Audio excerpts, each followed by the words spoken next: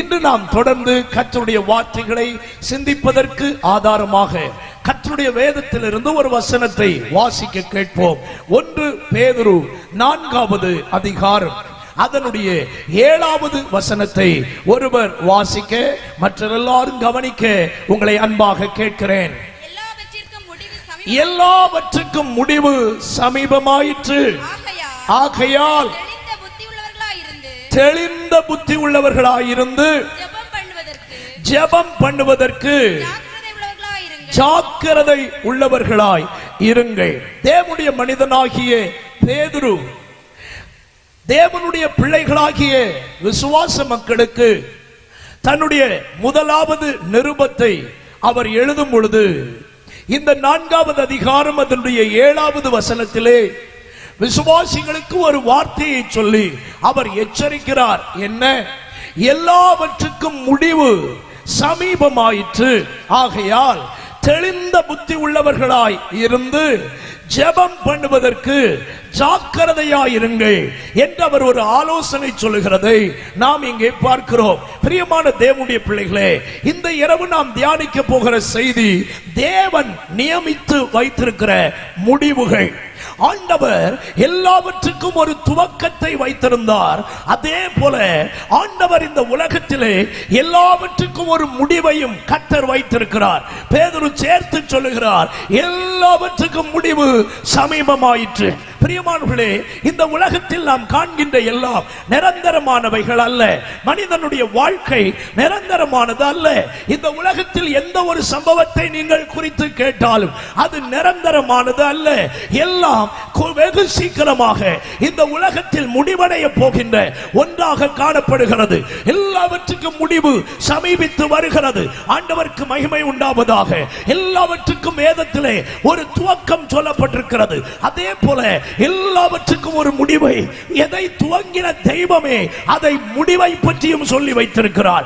எந்த துவக்கம் எப்படி வந்தது, அது எப்படி முடிவடைய போகிறது, அந்த முடிவு காலம் சமீபித்து வருகிறபடியால் நீங்களும் நானும் எப்படிப்பட்டவர்களாய் வாழ வேண்டும் என்பதை குறித்து இந்த இரவு வேளை சில முக்கியமான வேத சத்தியங்களை கர்த்தருடைய வேதத்திலிருந்து உங்களுக்கு பேச விரும்புகிறேன். சர்வ வல்லமையுள்ள தேவன் உங்களோடு பேசுவாராக. ஆமென்.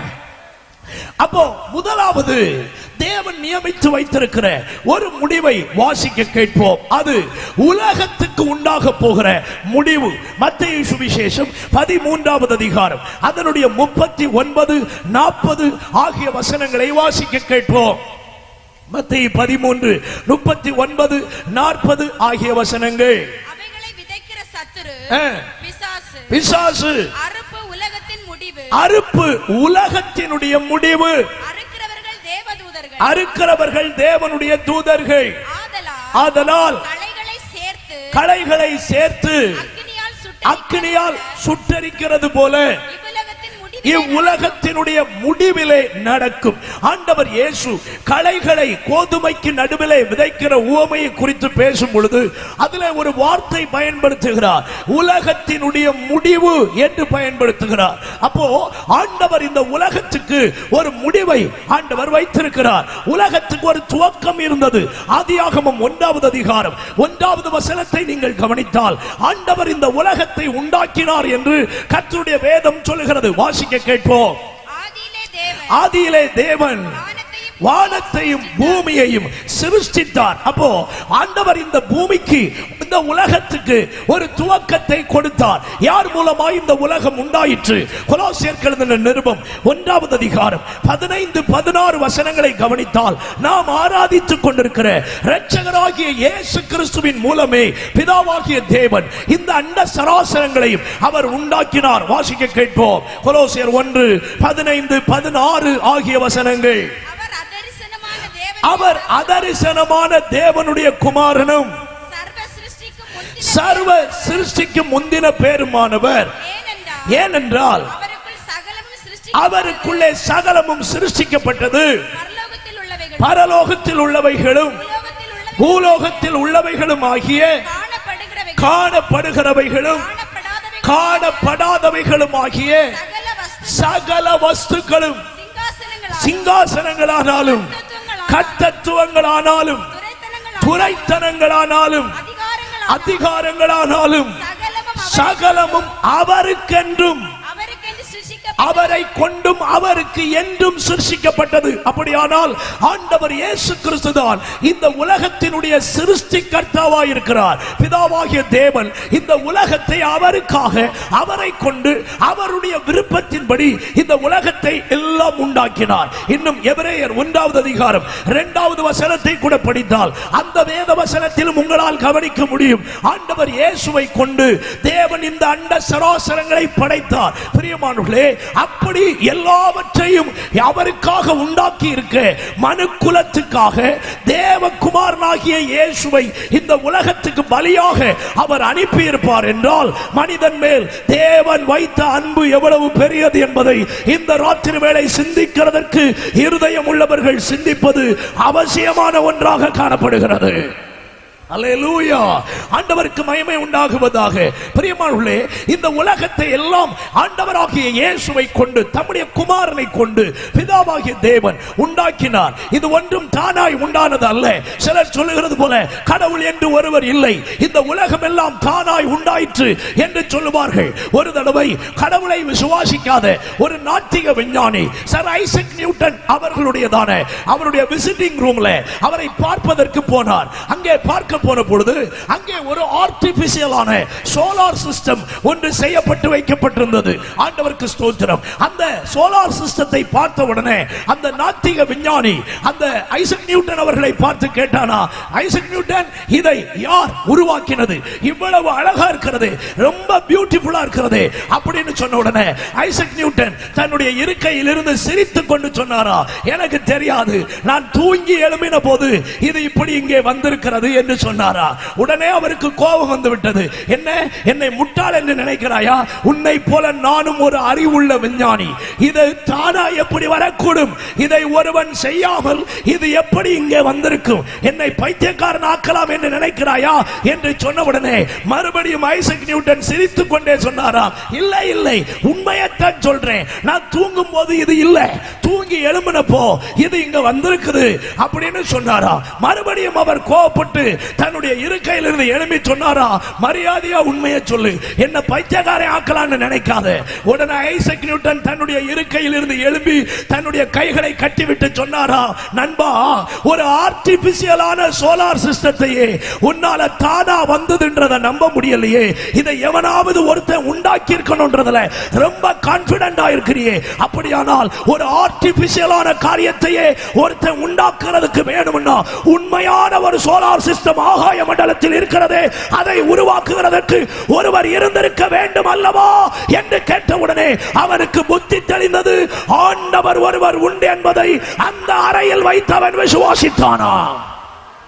கடவுள் இல்லை என்பது முட்டாள்களுடைய பேச்சு. பரிசுத்த வேதம் சொல்லுகிறது, முட்டாள் சொல்லுகிறானாம் கடவுள் ஒருவர் இல்லை என்று. இந்த அண்டா சராசரங்களை நீ காண்பது எத்தனை அதிகம் உண்மையோ அத்தனைக்கு அதிகம் இவைகளை உண்டாக்கின ஒரு சர்வ வல்லமை உள்ள தேவன் இருக்கிறார் என்பதை இந்த ராத்திரி வேளையிலும் ஆணித்தரமாய் உனக்கு நான் சொல்லுகிறேன். அல்லேலூயா. நீ விசுவாசித்தாலும் சரி, விசுவாசிக்காவிட்டாலும் சரி, நான் பிரசங்கிக்கிற சர்வ வல்லமையுள்ள தேவன் இன்றைக்கும் உயிரோடு கூட இருக்கிறார். அவர் இல்லை என்று சொல்லுகிற உன்னுடைய கண்களும் ஒரு நாள் அதை நேரடியாய் பார்க்கத்தான் போகிறது. அல்லேலூயா. ஆக இந்த உலகத்தை எல்லாம் தேவன் உண்டாக்கினார், செம்மையானதாக உண்டாக்கினார், அழகாக உண்டாக்கினார், மேன்மையாக உண்டாக்கினார். ஆனால் சாத்தானுடைய கிரியைகள் இந்த உலகத்தில் மனுக்குலத்தை அவன் நாசமாக்கி இந்த பூமி பாவம் நிறைந்ததாய், பாவ ரத்தம் சிந்தப்பட்டதாய், பாவத்தினுடைய கிரியைகள் இந்த உலகத்தில் உண்டானதினால் ஆண்டவர் தீர்மானம் பண்ணினார், இனி இந்த பூமியை இப்படியே வைத்திருப்பது இல்லை.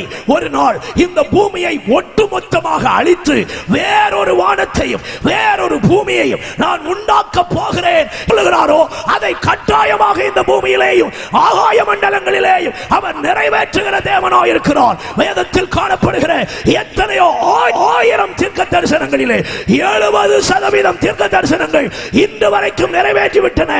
இந்த கடைசி காலங்களிலே ஏராளமான தீர்க்க தரிசனங்கள் நிறைவேறிக் கொண்டே வருகின்றன. இந்த உலகத்தினுடைய விஞ்ஞானங்கள், உலகத்தினுடைய காரியங்கள் எல்லாம் நமக்கு தெளிவுபடுத்துகிறது, இந்த உலகம் அழிவை நோக்கி போய் கொண்டிருக்கிறது. அல்லேலூயா. ஆக இந்த உலகத்துக்கு ஒரு முடிவை ஆண்டவர் வைத்திருக்கிறார். ஆனபடினாலே தான் அவரை பின்பற்றினவர்களை பார்த்து இப்படி ஒரு வார்த்தை சொன்னார். மத்தேயு 28வது அதிகாரம் 20வது வசனத்தில் ஆண்டவர் தெளிவாய் சொல்கிறார், உலகத்தின் முடிவு பரியந்தம் சகல நாட்களிலும் நான் உங்களுடனே கூட இருக்கிறேன். உலகத்துக்கு ஒரு முடிவு இருக்கிறது என்றதை இந்த உலகத்தை உண்டாக்கின சர்வ வல்லமை உள்ள தேவன் தாமே சொல்லுகிறார். அது எப்பொழுது நடக்கும், அது எந்த சூழ்நிலையில் வரும், எப்பொழுது அதற்குள்ளே இந்த உலகம் தள்ளப்படும், அதற்குள்ள அடையாளங்கள் எல்லாம் நெருங்கிக் கொண்டிருக்கிறது. ஆனால் அந்த நேரம் எப்பொழுது என்பது யாருக்கும் வெளிப்படாத ஒன்றாக இருக்கிறது. அல்லேலூயா. ஆனால் தேவ பிள்ளைகளாகிய நாமானாலும் சரி, இந்த சத்தத்தை தூரத்திலும் சமீபத்திலும் கேட்டுக்கொண்டிருக்கிற யாரானாலும் சரி, அழிந்து போகிற இந்த உலகத்தின் மேல் நம்முடைய நோக்கத்தை வைப்பதல்ல. நம்முடைய வாழ்க்கையினுடைய பிரதான தன்மை, நம்முடைய முக்கியமான தன்மை இந்த உலகத்தினுடைய நோக்கம் அல்ல. இனி ஒரு உலகம் வரப்போகிறது. அந்த உலகத்திலே நீங்களும் நானும் வாழ்வதற்கு, நம்மை ஆயத்தப்படுத்துவதற்கு இந்த ஜீவகாலத்தை பயன்படுத்துவதுதான் நம்முடைய வாழ்க்கையிலே பிரதானமான நோக்கமாக இருக்க வேண்டும். இப்பொழுது இருக்கிற உலகம் அழிந்தாலும் இனி ஒரு உலகம் வரப்போகிறது என்பதை கர்த்தருடைய வேதம் நமக்கு காட்டுகிறது. எபிரேயருக்கு எழுதின நிருபம் ஆண்டவருக்கு மகனுடைய 2வது அதிகாரம் அதனுடைய 5வது வசனத்தை வாசிக்க கேட்போம். எபிரேயர் 2வது அதிகாரம் அதனுடைய 5வது வசனம். இனி வரும் உலகத்தை குறித்து பேசுகிறோமே, அதை அவர் தூதர்களுக்கு கீழ்ப்படுத்தவில்லை. கவனிக்கணும், இப்பொழுது இங்கே சொல்லப்பட்டிருக்கிற தூதர்கள் என்பது பரிசுத்த தூதர்கள் அல்ல, விழுந்து போன தூதர்கள்.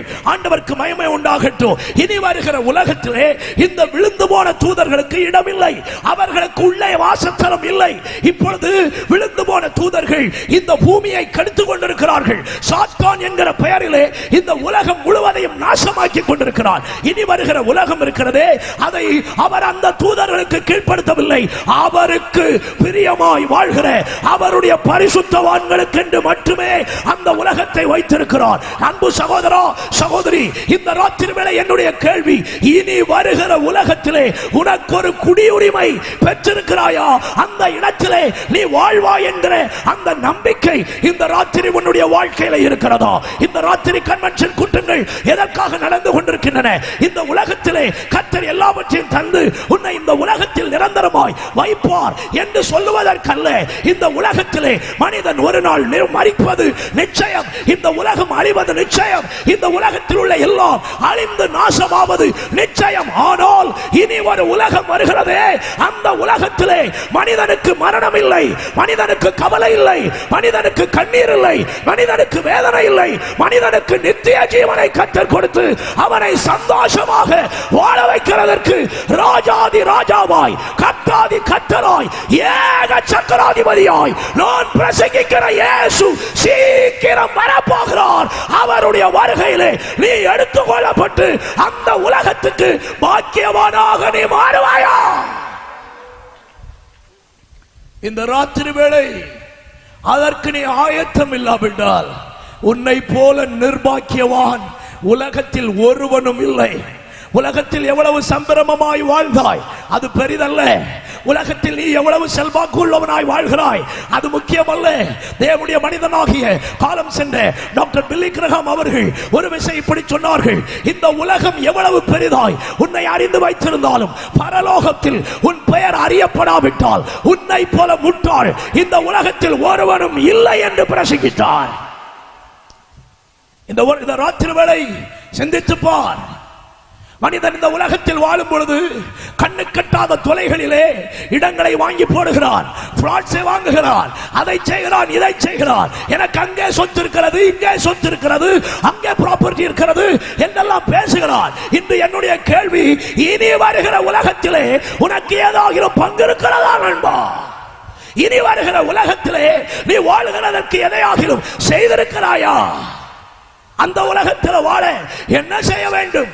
முதல்ல இந்த உலகம் எப்படி அழிய போகுதுன்றத பைபிள்ல இயேசு சொல்லி இருக்கிற சில வசனங்களை நம்முடைய தேவனாகிய கர்த்தர் உரைத்திருக்கிற சில வாக்கியங்களை உங்களுக்கு முன்னால காட்டுகிறேன். இந்த உலகத்திலே காண்கிறீர்களே எல்லாம் ஒரு நாள் அக்கினியினாலே எரிந்து அழிய போகிறது. வாசிக்க கேட்போம். 2 பேதுரு 3வது அதிகாரம் 7வது வசனத்தையும் 10வது வசனத்தையும் வாசிக்க கேட்போம். இப்பொழுது இருக்கிற வானங்களும் பூமியும் அந்த வார்த்தையினாலே அக்கினிக்கு இரையாக வைக்கப்பட்டு தேவ பக்தி இல்லாதவர்களை நியாயம் தீர்க்கப்பட்டு அழிந்து போகும் நாள் வரைக்கும் காக்கப்பட்டு வருகிறது. கவனிக்கணும், இந்த பூமி அக்கினிக்கு இரையாக வைக்கப்பட்டிருக்கிறதாம். 10வது வசனத்தை வாசிங்க. கர்த்தருடைய நாள் இரவிலே திருடன் வருகிற விதமாக வரும்.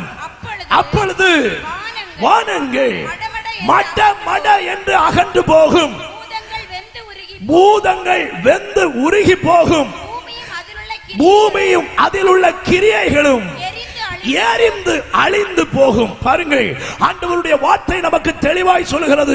பூமியும் அதில் உள்ள கிரியைகள் எல்லாம் எரிந்து அழிந்து போகுமா. எத்தனை பெரிய ரத்தினங்களினாலே வீடுகள் கட்டியிருந்தாலும் சரி, எத்தனை பெரிய மாட மாளிகை நீ கட்டி வைத்திருந்தாலும் சரி, எத்தனை கோடிகள் நீ செலவு பண்ணி கூடாரங்களை உண்டு பண்ணி வைத்திருந்தாலும் சரி, எத்தனை லட்சத்துக்கு நீ டைமண்ட் சேர்த்து வச்சிருந்தாலும் சரி, எத்தனை கோடிக்கு பொன்னு வெள்ளி எல்லாம் சேர்த்து வைத்திருந்தாலும் கர்த்தருடைய வேதம் சொல்லுகிறது அவைகள் எல்லாம் ஒரு நாள் அக்கினியிலே எரிந்து அழிந்து நாசமாய் போகும் என்பதை இந்த ராத்திரி நீ அறிய கடவாய். ஆனா நீ சேர்த்து வச்சிருக்கிற வெள்ளியோ பொன்னோ டைமண்ட்ஸோ ப்ராப்பர்ட்டிஸோ அல்லது பணமோ, அது வெள்ளை பணமோ கருப்பு பணமோ எந்த பணமானாலும் சரி, அதில் உள்ள எது ஒன்றையும் ஒரு கடுகளவு கூட நீ தொட முடியாததும் நீ அனுபவிக்க முடியாததும் உன்னுடைய வாழ்க்கையில அதை பற்றி சந்தோஷப்படக்கூடாததுமான ஒரு காலம் வெகு சீக்கிரமாக வருகிறது. அந்த வெகு சீக்கிரமாய் வரப்போகிற அந்த காலத்திலே அவர்களுடைய வெள்ளி அவர்களுக்கு வெறுப்பாய் போய்விடும், அவர்களுடைய பொன் அவர்களுக்கு வெறுப்பாய் போய்விடும். உபத்திரவ காலத்துக்குள்ளே மனிதன் அகப்படும் பொழுது வீட்டுக்குள்ளே வைத்திருக்கிற வெள்ளியையும் வீட்டுக்குள்ளே வைத்திருக்கிற பொன்னையும் வாரி தெருவிலே எறிந்து போடுவானாம். செப்பனியாவை கொண்டு ஆண்டவர் தெளிவாய் சொல்லி வைத்திருக்கிறார், வெள்ளியையும் பொன்னையும் தெருவிலே எறிந்து விடுவார். அத்தனை பெரிய மோசமான காலம் இதற்கு பின்னாலே வருகிறது. அன்பான சகோதரா சகோதரி, இந்த ராத்திரி வேளை ஏன் இந்த வார்த்தைகளை பிரசங்கிக்கிறேன்? அப்படி ஒரு காலம் வருவதற்கு முன்னே உன்னை ஒரு மகிமையான இடத்தில் கொண்டு போய் வைப்பேன் என்று ஆண்டவர் இயேசு இந்த ராத்திரி வேளையில் உனக்கு வாக்கு கொடுத்து அந்த உலகத்திலே நீ துன்பம் இல்லாமல் ஜீவிப்பதற்கு இந்த ராத்திரி வேளை உன்னை ஆயத்தப்படுத்திக் கொள் என்பதற்கு தான் இந்த ராத்திரி வேளை இந்த கூட்டங்களை கர்த்தர் ஏற்படுத்தி தந்திருக்கிறார். அல்லேலூயா, ஆண்டவருக்கு மகிமை உண்டாவதாக. பைபிள்ல இன்னும் நீங்க படிச்சீங்கன்னா ஆமோஸின் தீர்க்கதரிசன புத்தகம் 9வது அதிகாரம் 5வது வசனத்தை வாசிக்க கேட்போம். ஆமோஸ் 9வது அதிகாரம் அதனுடைய 5வது வசனம். Praise God. சீக்கிரமா வாசித்துருங்கம்மா. சேனைகளின் கர்த்தராகிய ஆண்டவர் தேசத்தை தொட அது உருகி போகும். அப்பொழுது அதன் குடிகள் எல்லாரும் புலம்புவார்கள். புரண்டோடி எகிப்தியனுடைய ஆற்று வெள்ளத்தை போல் வெள்ளமாய் போய்விடும். பாருங்கள், ஆண்டவர் பூமியை தொடும் பொழுது அது உருகி ஒரு ஆற்று வெள்ளம் போகிறது போல அது வெள்ளமாய் மாறி போய்விடுமா. ஏசாயா 51வது அதிகாரம் அதனுடைய 6வது வசனத்தை கவனியுங்கள். ஏசாயா 51 அதனுடைய 6வது வசனம். உங்கள் கண்களை வானத்துக்கு ஏறெடுங்கள், கீழே இருக்கிற பூமியையும் நோக்கி பாருங்கள். வானம் புகையை போல ஒளிந்து போகும், பூமி வஸ்திரத்தை போல பழசாய் போகும், அதன் குடிகளும் அப்படியே ஒளிந்து போவார்கள். கவனியுங்கள், பைபிள்ல தெளிவாய் வசனங்கள் இன்னும் சொல்லிக் கொண்டே போகலாம். 102ஆம் சங்கீதம் 25, 26 வசனங்கள். ஏசாயா 34வது அதிகாரம் அதனுடைய 4வது வசனம். ஏசாயா 51:6, எபிரேயர் 1:11 12, நாகூம் 1:5, மத்தேயு 24:35. எத்தனை வசனங்கள் உனக்கு வேணும்? ஆண்டவருடைய வேதத்தில் தாராளமாய் சொல்லப்பட்டிருக்கிற ஒரு சத்தியம், இந்த பூமி வெந்து உருகி அழிவதற்கு ஏதுவாக வைக்கப்பட்டிருக்கிறது. ஆனால் இந்த உலகம் முடிவடைகிறதா இருந்தாலும் இனி ஒரு உலகம் வருகிறதே, அது முடிவில்லாத ராஜ்யமாக காணப்படுகிறது. அந்த முடிவில்லாத ராஜ்யத்தில் உங்களை வாழ வைக்கிறதுக்கு தான் இயேசு இந்த உலகத்தில் வந்தார். இயேசு இந்த உலகத்தில் பாடுபட்டார். இயேசு இந்த உலகத்தில் ரத்தம் சிந்தி அவர் மரித்தார். அவரை விசுவாசிக்கிற ஒருவனும் கெட்டு போகாமல் நித்திய ஜீவனை பெற்றுக்கொண்டு அந்த மகிமையான ராஜ்யத்தில் வாழ வைப்பதற்காகத்தான் இயேசு இந்த உலகத்தில் வந்தார். இதுவரைக்கும் இயேசுவுக்கு உன் வாழ்க்கையை இடம் கொடுக்கவில்லையா? இந்த ராத்திரி வேளை இயேசுவை உன் சொந்த இரட்சகராய் ஏற்றுக்கொள்ள வேண்டியது அவசியம். இயேசு கிறிஸ்து கிறிஸ்தவர்களின் தெய்வம் அல்ல.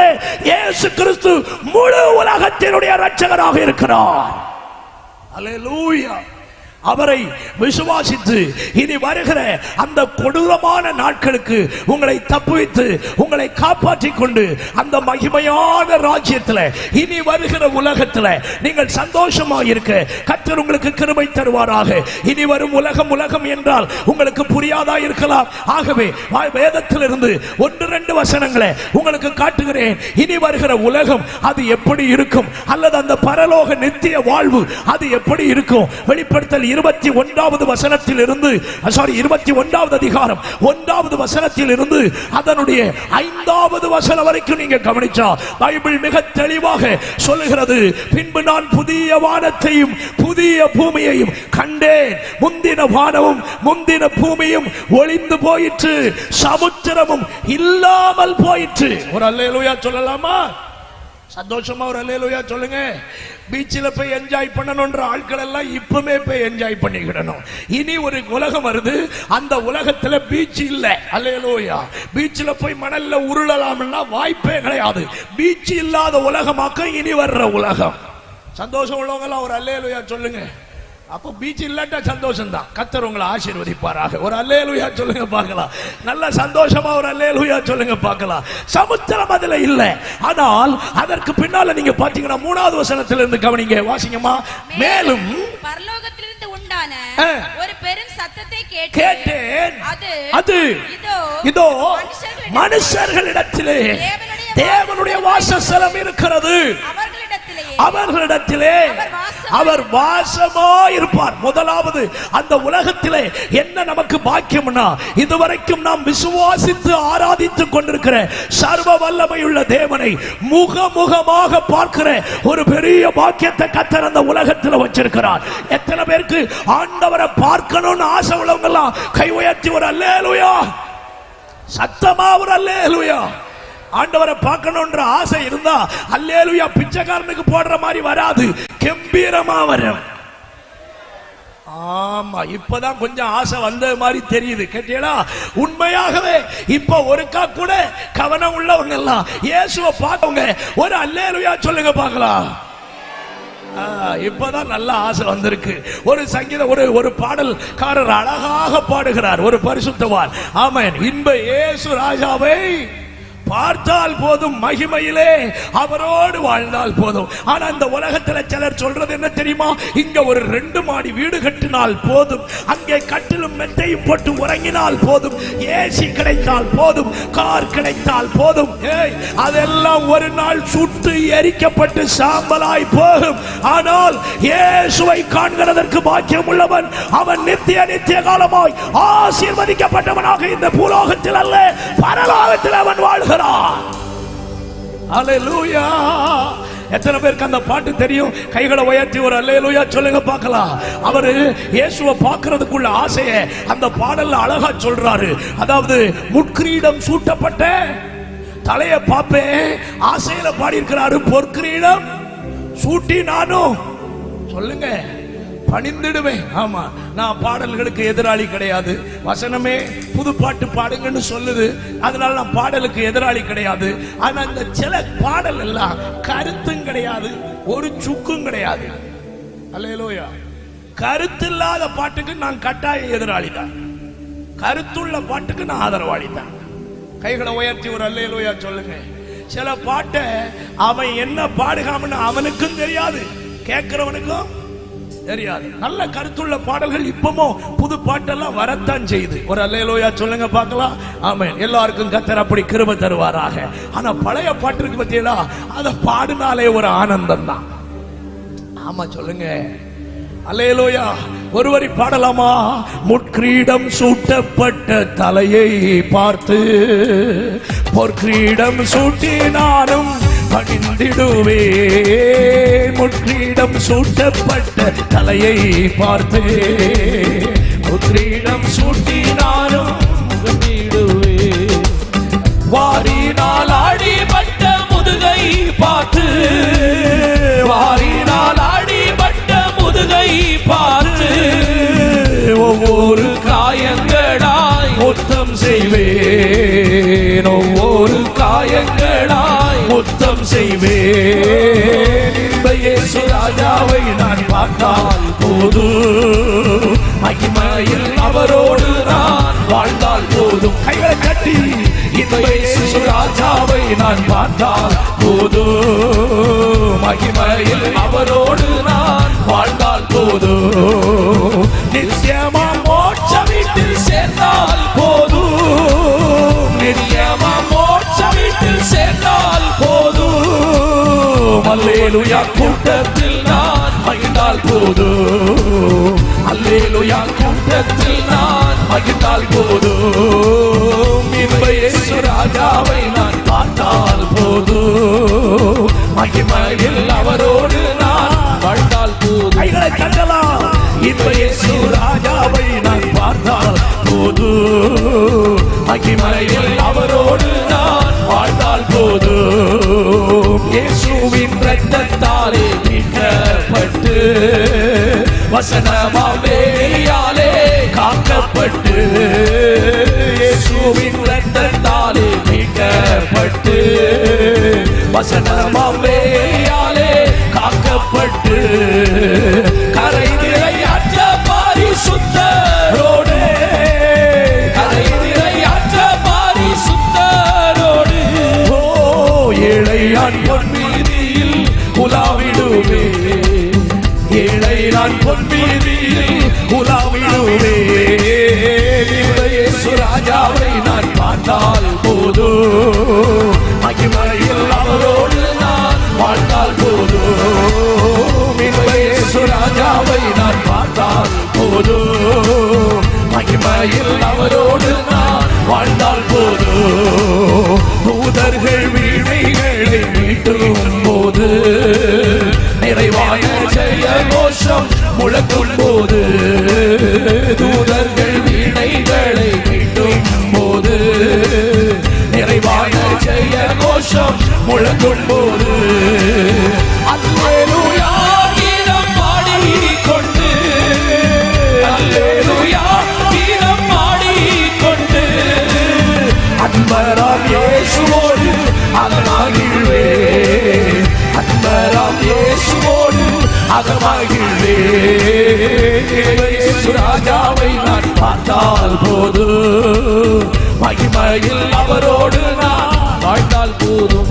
சொல்லுங்கள். இந்த இயேசு ராஜாவை நான் பார்த்தால் போதும், மகிமையில் அவரோடு நான் வாழ்ந்தால் போதும்.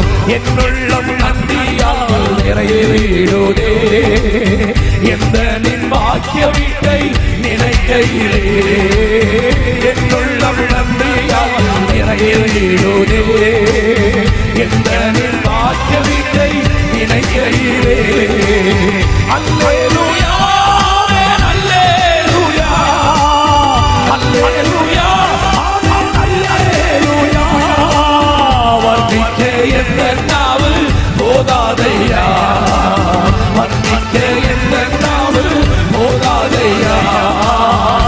இயேசு ராஜாவை நான் பார்த்த பார்த்தால் போதும், மகிமையில் அவரோடு நான் வாழ்ந்தால் போதும். சொல்லலாமா? இந்த இயேசு ராஜாவை நான் பார்த்தால் போதும், மகிமையில் அவரோடு நான் வாழ்ந்தால் போதும். ஆகாய காலம் என்று முழங்கிடுமோ, ஏழையன் ஆவல் என்று தீர்ந்திடுமோ. ஆகாய காலம் என்று முழங்கிடுமோ, ஏழையன் ஆவல் என்று தீர்ந்திடுமோ. அப்பா என் கண்ணீர் என்று துடைக்கிறாரோ, அப்பா என் கண்ணீர் என்று துடைக்கிறாரோ. அவராய் ஏங்கிடுதே எனதுள்ளமோ, அவராய் ஏங்கிடுதே எனதுள்ளமோ. இயேசு ராஜாவை நான் பார்த்தால் போதும், மகிமையில் அவரோடு நான் வாழ்ந்தால் போதும். பாடலாமே. இயேசு ராஜாவை நான் பார்த்தால் போதும், மகிமையில் அவரோடு நான் வாழ்ந்தால் போதும். என் உள்ளம் நன்றியாய் நிறைந்திடுதே, எந்த நிர்வாகிய வீட்டை நினைக்கிறீரே.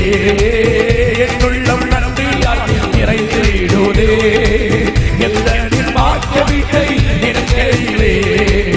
அல்லேலூயா, ஆமென், அல்லேலூயா, அல்லேலூயா, ஆமென், அல்லேலூயா. வர்ணிக்க எந்த நாவு போதாதையா, வர்ணிக்க எந்த நாவு போதாதையா. இப்ப இயேசு ராஜாவை நான் பார்த்தால் போதும், மகிமையில் அவரோடு நான் வாழ்ந்தால் போதும். இப்ப இயேசு ராஜாவை நான் பார்த்தால் போதும், மகிமையில் அவரோடு நான் வாழ்ந்தால் போதும். நித்தியமா மோட்ச வீட்டில் சேர்ந்தால் போதும், நித்தியமா மோட்ச வீட்டில் சேர்ந்தால் போதும். ஓ அல்லேலூயா, கூட்டத்தில் நான் மகிழ்ந்தால் போதும், அல்லேலூயா, கூட்டத்தில் நான் மகிழ்ந்தால் போதும். இந்த இயேசு ராஜாவை நான் பார்த்தால் போதும், மகிமையில் அவரோடு நான் வாழ்ந்தால் போதும்.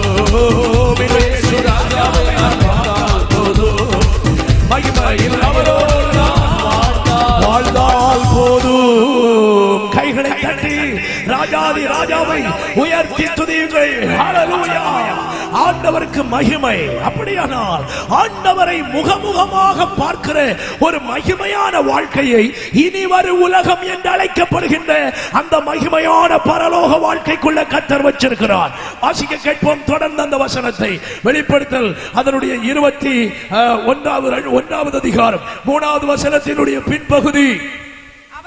அவர்களும் அவருடைய ஜனங்களாய் இருப்பார்கள், தேவன் தாமே அவர்களோடு கூட இருந்து அவர்களுடைய தேவனாய் இருப்பார். அவர்களுடைய கண்ணீர் யாவையும் தேவன் துடைப்பார்.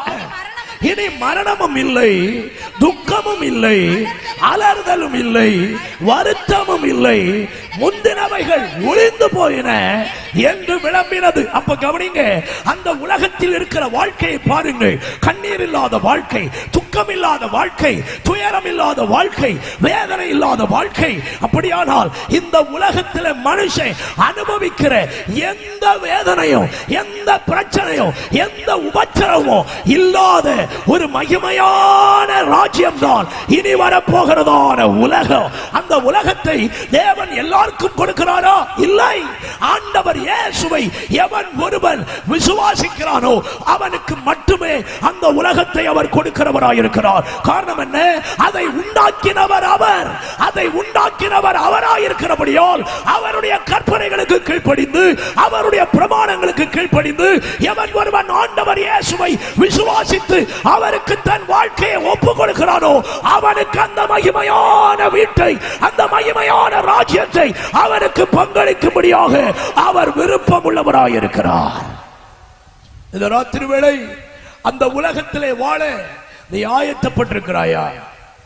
அந்த உலகத்திலே உனக்கு ஒரு இடம் உண்டென்ற நம்பிக்கை இருக்கிறதா? இதுவரையிலும் அப்படி ஒரு நம்பிக்கைக்கு இடம் இல்லையா? இந்த ராத்திரி வேளை அந்த நாட்டிலே குடியுரிமை பெற ஒன்றுதான் வழி.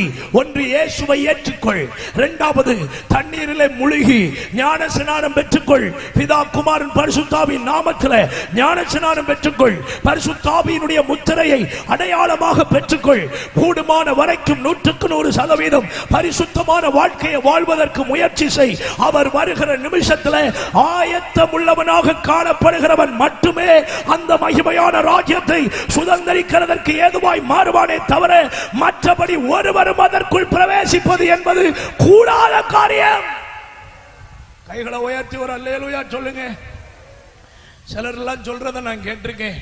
கைவிடப்பட்டாலும் பரவாயில்ல, அந்தி கிறிஸ்துக்கு ஆட்சியில பயங்கரமா பாடுபட்டு எப்படியாவது இரத்த சாட்சியா மரிச்சாவது எங்க போயிடலாம், பரலோகத்துக்கு போயிடலாம். நான் சொல்றேன், இந்த பகல் கனவு இன்னையோட முடிஞ்சிடணும். ஒரு அல்லேலூயா சொல்லுங்க. சந்தோஷமா ஒரு அல்லேலூயா சொல்லுங்க. இந்த பகல் கனவு இன்னையோட முடிஞ்சிடணும். ஏன் தெரியுமா? புறஜாதிகளுக்கு ஆண்டவர் இயேசு கிறிஸ்துவினுடைய வருகை வருவதோடு அவர்களுடைய வாசல் அடைபட்டு விடும். அத பின்னால நான் சொல்ல போறேன். அந்த வசனங்களில் இருந்து நீங்கள் கவனிக்க முடியும். கர்த்தர் உங்களை ஆசீர்வதிப்பார். கைகளை உயர்த்தி ஒரு அல்லேலூயா சத்தமா சொல்லுங்க பார்க்கலாம். சந்தோஷமா ஒரு அல்லேலூயா சொல்லுங்க பார்க்கலாம்.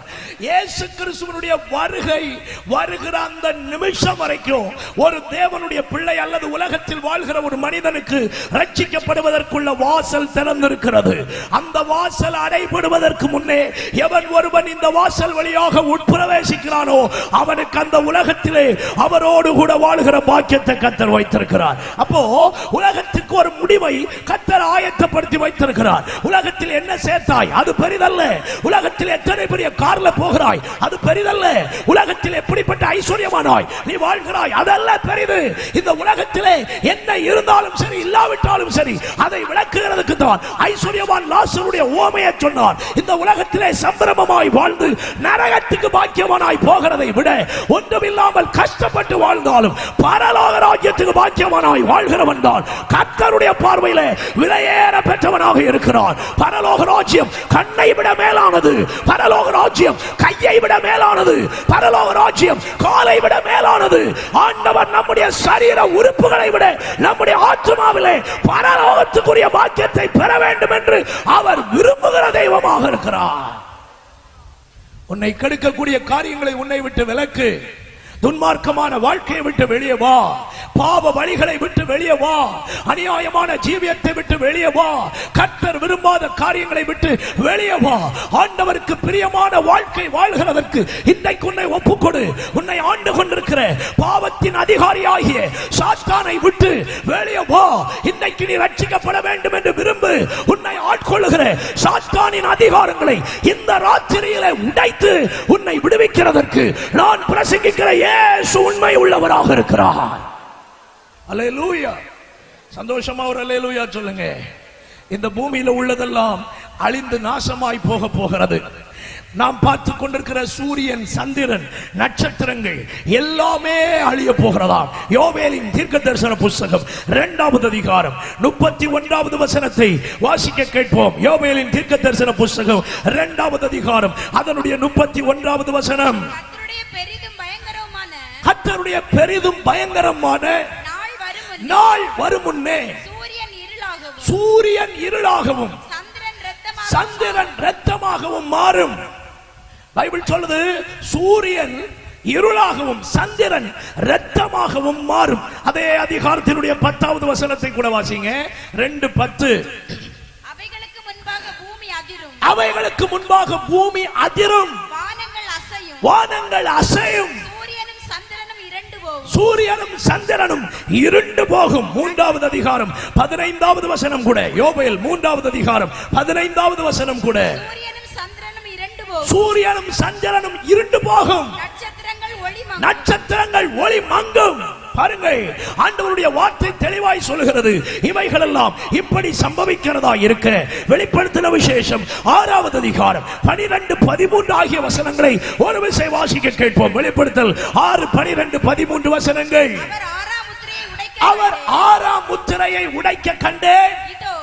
இதோ பூமி மிகவும் அதிர்ந்தது, சூரியன் கருப்பு கம்பளியை போல கருத்தது, சந்திரன் இரத்தம் போல ஆகி அத்திமரமானது பெருங்காற்றினாலே அசைக்கப்படும் பொழுது அதன் காய்கள் உதிருகிறது போல வானத்தின் நட்சத்திரங்கள் பூமியிலே விழுந்தது. பாருங்கள், வானத்தின் சத்துவங்களை தேவன் அசைப்பார். வானத்தில் இன்றைக்கு ஒளி கொடுக்கும்படி தேவன் ஏற்படுத்தி வைத்திருக்கிற எல்லா விதமான சுடர்களையும் ஒரு காற்றினால் ஒரு அத்திமரத்தின் காய்கள் எப்படி உதிர்ந்து கீழே விழுகிறதோ அதே போல அவைகளை அங்கே ஏற்படுத்தினவர் இந்த பூலோகத்திலே விளைவைப்பார். ஆண்டவருக்கு ஸ்தோத்திரம். அப்படிப்பட்ட பயங்கரங்கள் எல்லாம் இந்த உலகத்திற்கு உண்டாகி இந்த உலகம் அழிவது உண்மையாக வெளிப்பட போகிற ஒன்றாக இருக்கிறது.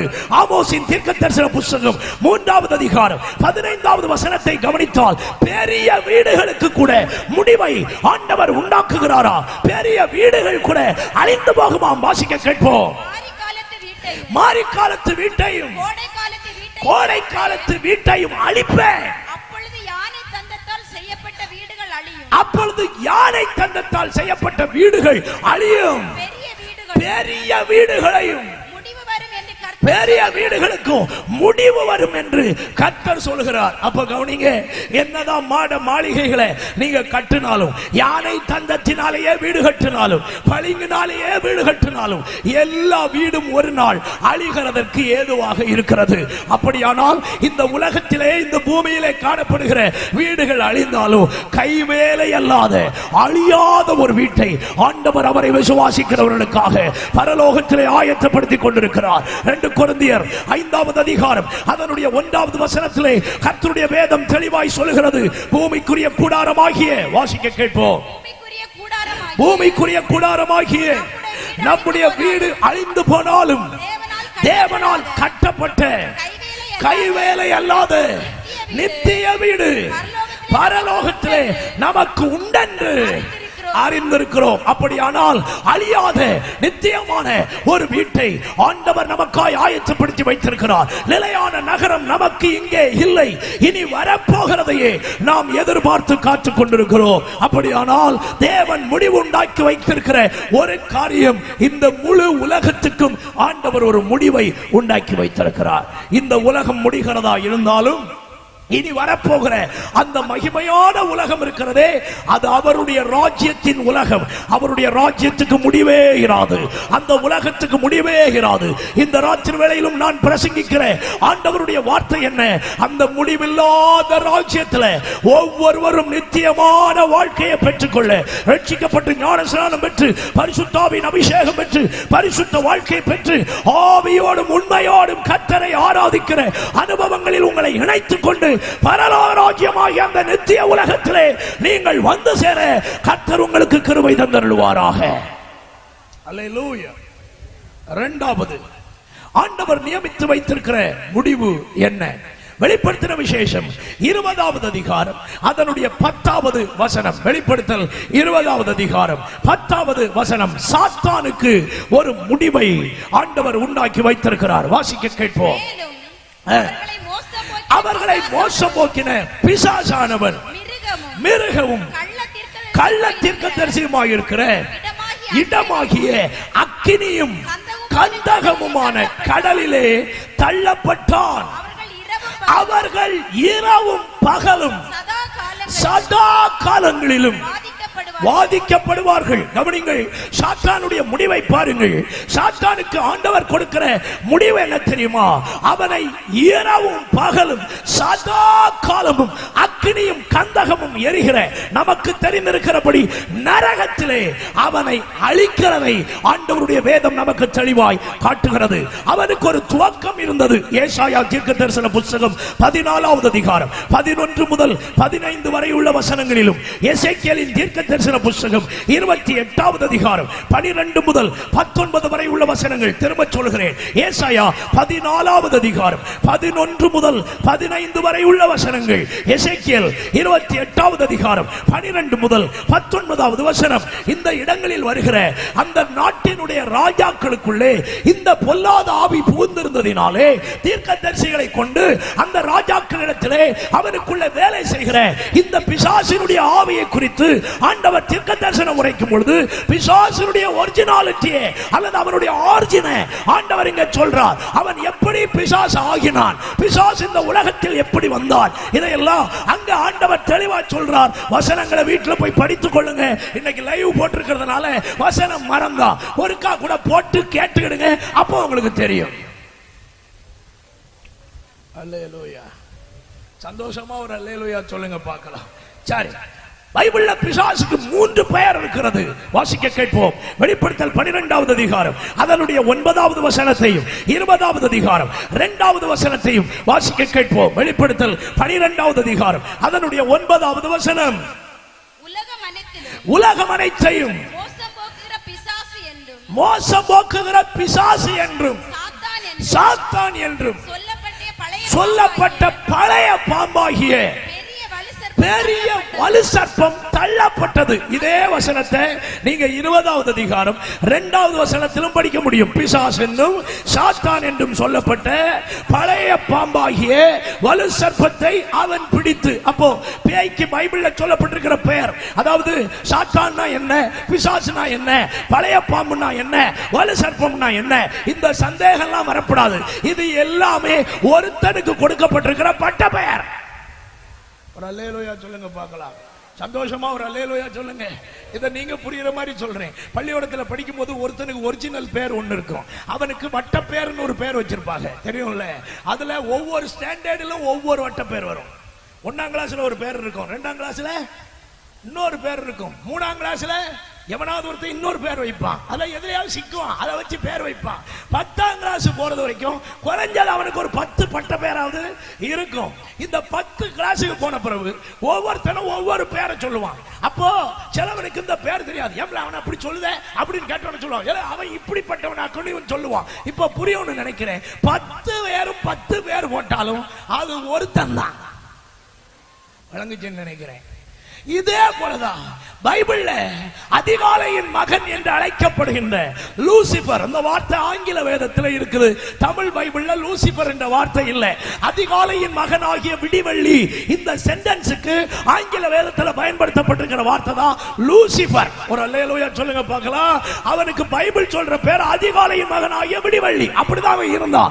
ஆராதனை நடத்துகிறதுல சுப்பீரியரா இருந்தவன். ஆண்டவருக்கு ஸ்தோத்திரம். அப்படிதான் ஆண்டவர் அவனை உண்டாக்கினார். அவனுக்கு அதுக்கு பிறகு கொடுக்கப்பட்ட பெயர்கள் தான் பிசாசு. பிசாசுன்னு நான் நேத்தைக்கே சொன்னேன், அவனுக்கு பெயர் தேவனுக்கு எதிராளி. பிசாசு சாத்தான் அப்படின்றது தேவனுக்கு எதிராளின்னு அர்த்தம் உள்ள பெயர். ஆண்டவருக்கு ஸ்தோத்திரம். இவனை ஆண்டவர் என்ன செய்கிறார், முடிவுக்கு கொண்டு வருகிறார். இந்த உலகத்தில் அவனுக்கு கொஞ்ச காலம் கொடுக்கப்பட்டிருக்கிறது. வெளிப்படுத்தல் 12வது அதிகாரம் 12வது வசனத்தை பாருங்க.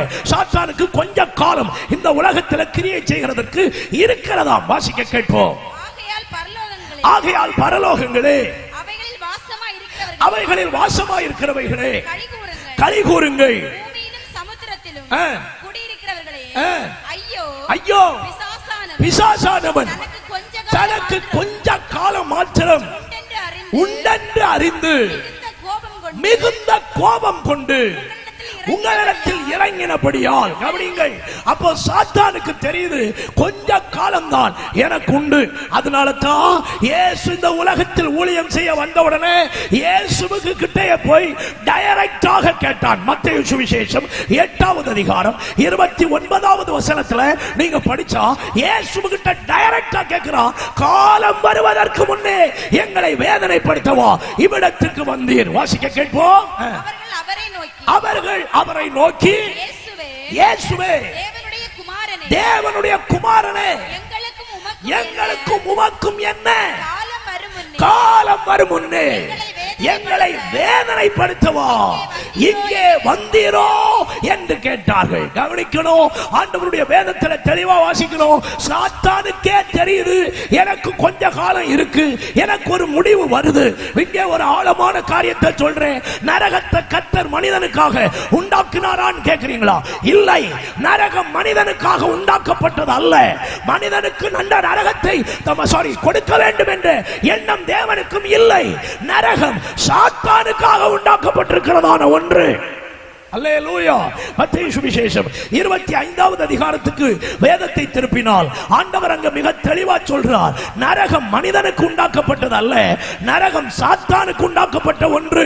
ஆண்டவருக்கு ஸ்தோத்திரம். வாசிக்க கேட்போம். 25வது அதிகாரம் அதனுடையதான ஸ்தோத்திரம் 41வது வசனத்தை பாருங்கள். அப்பொழுது இடது பக்கத்தில் நிற்பவர்களை பார்த்து அவர் சபிக்கப்பட்டவர்களே, என்னை விட்டு பிசாசுக்காகவும் அவன் தூதர்களுக்காகவும் ஆயத்தப்படுத்தப்பட்டிருக்கின்ற நித்திய அக்கினியிலே போங்கள் என்று கட்டளையிடுகிறாரா? கவனிக்கணும். அப்ப மனுஷனுக்கு ஏன் பிரதர் நரகம் என்று சொல்றீங்க? Simple concept. இயேசுவை பின்பற்றுகிறவனுக்கு எப்படி இயேசு இருக்கிற சொந்த ஸ்தலமாகிய பரலோகம் அளிக்கப்படுகிறதோ, இதே போல சாத்தானை பின்பற்றி சாத்தானை சேவித்து தேவனுக்கு விரோதியாய் வாழ்கிற எல்லா மனிதனையும் அவன் எங்க இருக்கிறானோ அந்த இடத்துல மனிதனுக்கு இடத்தை கொடுத்து விட்டுறார். புரிஞ்சவங்க எல்லாம் ஒரு அல்லேலூயா சொல்லுங்க. அந்த இடத்துக்கு நீ போகாம உன்னை ரட்சிக்கிறதுக்கு தான் சிலுவையில் வந்து இயேசு பலியானார். அந்த நரகாக்கினையிலிருந்து உன்னை நீங்களாக்கி விடுவதற்கு தான் இப்படிப்பட்ட சுவிசேஷ கூட்டங்கள் நடத்தப்பட்டு கொண்டிருக்கின்றன. மனிதனுக்கு நரகங்கள் ஒன்று நிச்சயம் வருகிறது.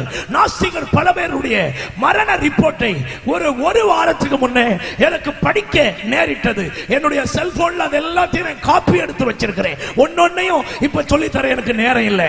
ஆனால் நான் படிச்ச வரைக்கும் ஒரு 12 நாஸ்திகருடைய சரித்திரத்தை படிச்சேன். கடவுள் இல்லை என்று பேசுகிற அத்தனை பேருடைய சரித்திரங்கள்ல ஒரு 12 லெஜெண்டுகளுடைய சரித்திரத்தை படிச்சேன். நல்லா கவனிக்கணும். அந்த 12 லெஜெண்டுகளும் கடைசியில மரண படுக்கையில நடந்த சம்பவம் என்ன தெரியுமா?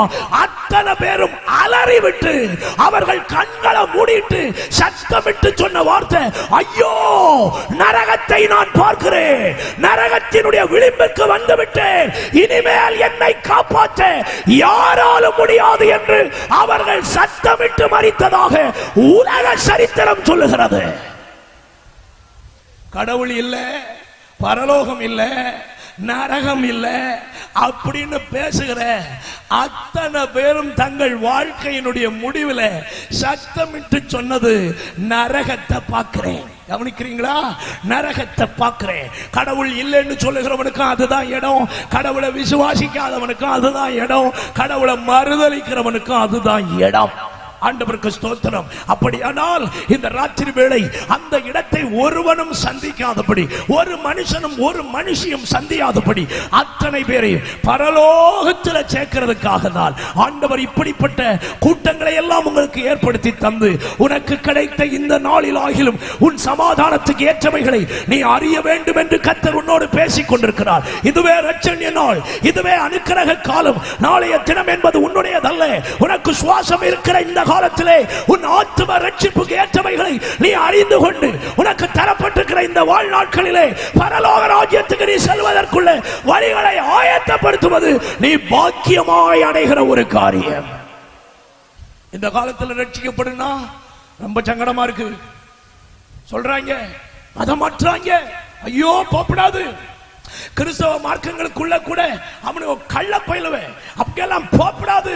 உண்மையான சத்தியத்தை கேட்கறதுக்கு விட மாட்டான். மாயக்காரன் என்று பைபிள் அவனை பத்தி சொல்லுது. ஒரு அல்லேலூயா சொல்லுங்க. சந்தோஷமா ஒரு அல்லேலூயா சொல்லுங்க. உற்சாகமா சொல்லுங்க பார்க்கலாம். உன்னை எப்படியெல்லாம் எஸ்கேப் ஆக்கி நரகத்துக்கு கொண்டு போக முடியுமோ அத்தனை வேலையையும் சாத்தா யார வேணும்னாலும் வச்சு செய்வான். அவன் துன்மார்க்கனை மட்டும் வச்சு செய்ய மாட்டான். சில கிறிஸ்தவ என்ற பேர்ல இருக்கிற ஆளை வச்சும் செய்வான். ஒரு தீர்க்கதரிசியை நாசமாக்குகிறதுக்கு பேய் பயன்படுத்தினது இன்னொரு தீர்க்கதரிசி. பைபிள்ல தெளிவா நீங்க எல்லாம் படிச்சிருப்பீங்க. ஒரு அல்லேலூயா சொல்லலாமா? ஆண்டவருடைய வசனத்தை இவ்வளவு தெளிவா செவியில கேட்ட பிறகும் உனக்கு மனம் திரும்ப விருப்பம் இல்லைன்னா உன்னை போல முட்டாள் இந்த உலகத்துல யாருண்டு? ரேஷன் கடையில சீனி கொடுக்கான்னு செவியில கேட்ட உடனே என்ன வேலை கிடந்தாலும் அடுப்பை ஆஃப் பண்ணிட்டு ஓடுகிறதுக்கு புத்தி இருக்கிற உனக்கு பரலோகத்துக்கு வா, இயேசு உன்னை ரட்சிக்கிறார்னு சொல்ற சுவிசேஷத்தை செவியில வந்து ஊதுன பிறகும் ரட்சிக்கப்படுவதற்கு விருப்பம் இல்லைன்னா சாத்தா உன்னை எவ்வளவு வஞ்சித்திருக்கான்றத கொஞ்சம் யோசித்து பார்த்துக்க. அல்லேலூயா, அல்லேலூயா. சந்தோஷமா ஒரு அல்லேலூயா சொல்லுங்க. ரேஷன் கடையில சீனி கொடுக்கான்ற செய்தியை கேட்ட உடனே வாங்கணும்னு ஆசை வருது. ரட்சிக்கப்படணும்ன்ற செய்தியை சொன்ன உடனே ரட்சிக்கப்படணும்ன்ற ஆசை வரல. அடுத்த ஒரு பகுதி, சில ஆளை ஞானஸ்நானம் எடுன்னா சாவது வரைக்கும் என்ன செய்ய மாட்டான், ஞானஸ்நானம் எடுக்க மாட்டான். தோத்திரம். கொஞ்சம் வெளிப்படையா பேசுறேன், என்ன தப்பா நினைக்கப்படாது. ஒரு அல்லேலூயா சொல்லுங்க பார்க்கலாம். சில ஆளு ஞானஸ்நானம் எடுக்கிறதுக்கெல்லாம் சட்ட திட்டங்கள் வச்சிருப்பாங்க, சட்ட திட்டங்கள். தோத்திரம். நான் காலேஜ் முடிச்ச பிறகுதான் என்ன செய்வேன், ஞானஸ்நானம் எடுப்பேன். நான் கேட்கிறேன், ஆபீஸ் அதுக்கு முன்னால பூட்டிச்சுன்னா ஒரு அல்லேலூயா, நல்ல ஒரு அல்லேலூயா, சந்தோஷமா ஒரு அல்லேலூயா. இன்னைக்கு காலேஜ் படிக்கிற ஆட்கள் எல்லாம் நம்ம கவனிச்சு பார்த்துதான் இந்த வார்த்தையை நான் சொல்றேன். இவனுக்கு வண்டி இல்லாட்டாலும் இவனுக்கு ஃப்ரெண்டுக்கு வண்டியில போறான், ஓட்டுகவன் தப்பிச்சிடறான், பின்னால இருக்கிறவன் சிக்கிறான். குதிரை அப்படி இல்ல இருக்கு. பிரேக்க போட்டா இவன் தப்பிடுவான், பின்னால இருக்கிறவன் பாஞ்சு போய் விழுவான். எங்க வீட்டுக்கு பக்கத்துல ஒரு ஆக்சிடென்ட் நடந்ததை என்னால மறக்கவே முடியாது. காலேஜ் படிக்கிற 2 பிள்ளைகள் ஒருத்தரை ஒருத்தர் சிநேகித்தார்கள்.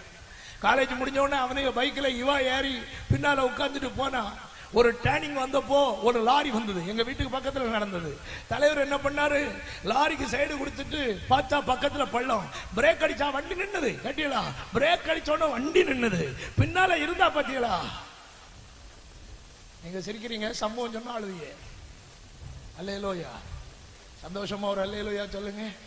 பிரேக் போட்ட உடனே இவன் நின்னா, பின்னால இருந்தவன் நேர பாஞ்சு போய் சைடுல நின்ன போஸ்ட்ல இடிச்சு ஸ்பாட் அவுட், ஸ்பாட் அவுட். இன்னைக்கு வாழ்நாட்கள் எல்லாம் எப்படி எல்லாமோ போகுது. ஏன் பாஸ்டர் இப்படி அபசகுணமான வார்த்தைகள் எல்லாம் பேசுறீங்கன்னு யோசிக்காதுங்க. உலகத்துல நடக்கிறத தான் சொல்றேன். காரணம் தப்புனா மரணம்ன்ற மாதிரி இருக்கிறதாக்கு இந்த உலகம். கொஞ்சம் கூட அழுத்தி சொல்றேன், நம்ம ஒழுங்கா போனாலும் ஆப்போசிட்ல வர்றது ஒழுங்கா வர மாட்டேங்குது. அதுல இப்ப சில செம்மறியாடுகள் எல்லாம் வண்டி ஓட்ட தொடங்கின பிறகு பெரிய பிரச்சனை. அது புரிஞ்சவங்களுக்கு புரிஞ்சா போறோம், மற்றவங்களுக்கு எல்லாம் அப்படியே இருக்கட்டும். 2 கண்ணாடி எதுக்கு பைக்ல இருக்குன்னே தெரியாது, பிரேக் 2 எங்க இருக்குன்னு அவங்களுக்கு தெரியாது. அவங்களுக்கு அந்த ஹீல்ஸ் தான் பிரேக். அல்லேலூயா. சரி, வழங்கிட்டே இல்லை, அது வரைக்கும் போதும். ஒரு அல்லேலூயா சொல்லுங்க. ஆனாலும் சில வில்லத்தனமான சகோதரிமாரெல்லாம் இருக்குது, அதுகளையும் நம்ம குறை சொல்லக்கூடாது. சிலது ஆம்பளைகளை விட தைரியமா ஓட்டுற பொம்பளைகளும் இருக்கு. ஆமா, அவங்களுக்கும் நம்ம மரியாதை கொடுக்கணும். ஒரு அல்லேலூயா சொல்லுங்க பார்க்கலாம். ஆனா சிலதெல்லாம் வந்துன்னா வாதையாத்தான் வரும். சரி போட்டு வாதையெல்லாம் ஒளிந்தே போவதாக. கைகளை உயர்த்தி ஒரு அல்லேலூயா சொல்லுங்க பார்க்கலாம். சந்தோஷமா ஒரு அல்லேலூயா சொல்லுங்க பார்க்கலாம். அப்போ மனுஷனுடைய வாழ்க்கையில என்ன எப்ப எந்த நேரத்தில் நடக்கும் தெரியாது. ஞானஸ்நானம் எடுன்னு சொன்னா 1008 சாக்கு. நான் காலேஜ் முடிக்கட்டும், ஆண்டவர் எனக்கு நல்ல கம்பெனில வேலை செஞ்சா நான் ஞானஸ்நானம் எடுக்கலாம். உனக்கு வேலை தர போறது இல்ல, நீ எடுக்க போறது இல்ல, பரலோகத்து வர போறது இல்ல. இன்னும் சில ஆள் இருக்கு, எனக்கு ஆண்டவர் நல்ல மாப்பிள்ளை தந்தார்னா நானும் என மாப்பிள்ளையும் சேர்ந்து எடுப்போம். இது எலிக்க தவளைக்க கதைய மாதிரியாக்க இருக்கு. எலிக்க தவளைக்க கதை தெரிஞ்சவங்க எல்லாம் கை உயர்த்துங்க. அப்போ ஒரு ஐயா கை உயர்த்துறாரு, மற்றவங்களுக்கு எல்லாம் தெரியல. அப்ப சொல்லி கொடுக்கணும். ஒரு நாள் எலியும் தவளையும் ஃப்ரெண்டு, எலியும் தவளையும் ஃப்ரெண்டு.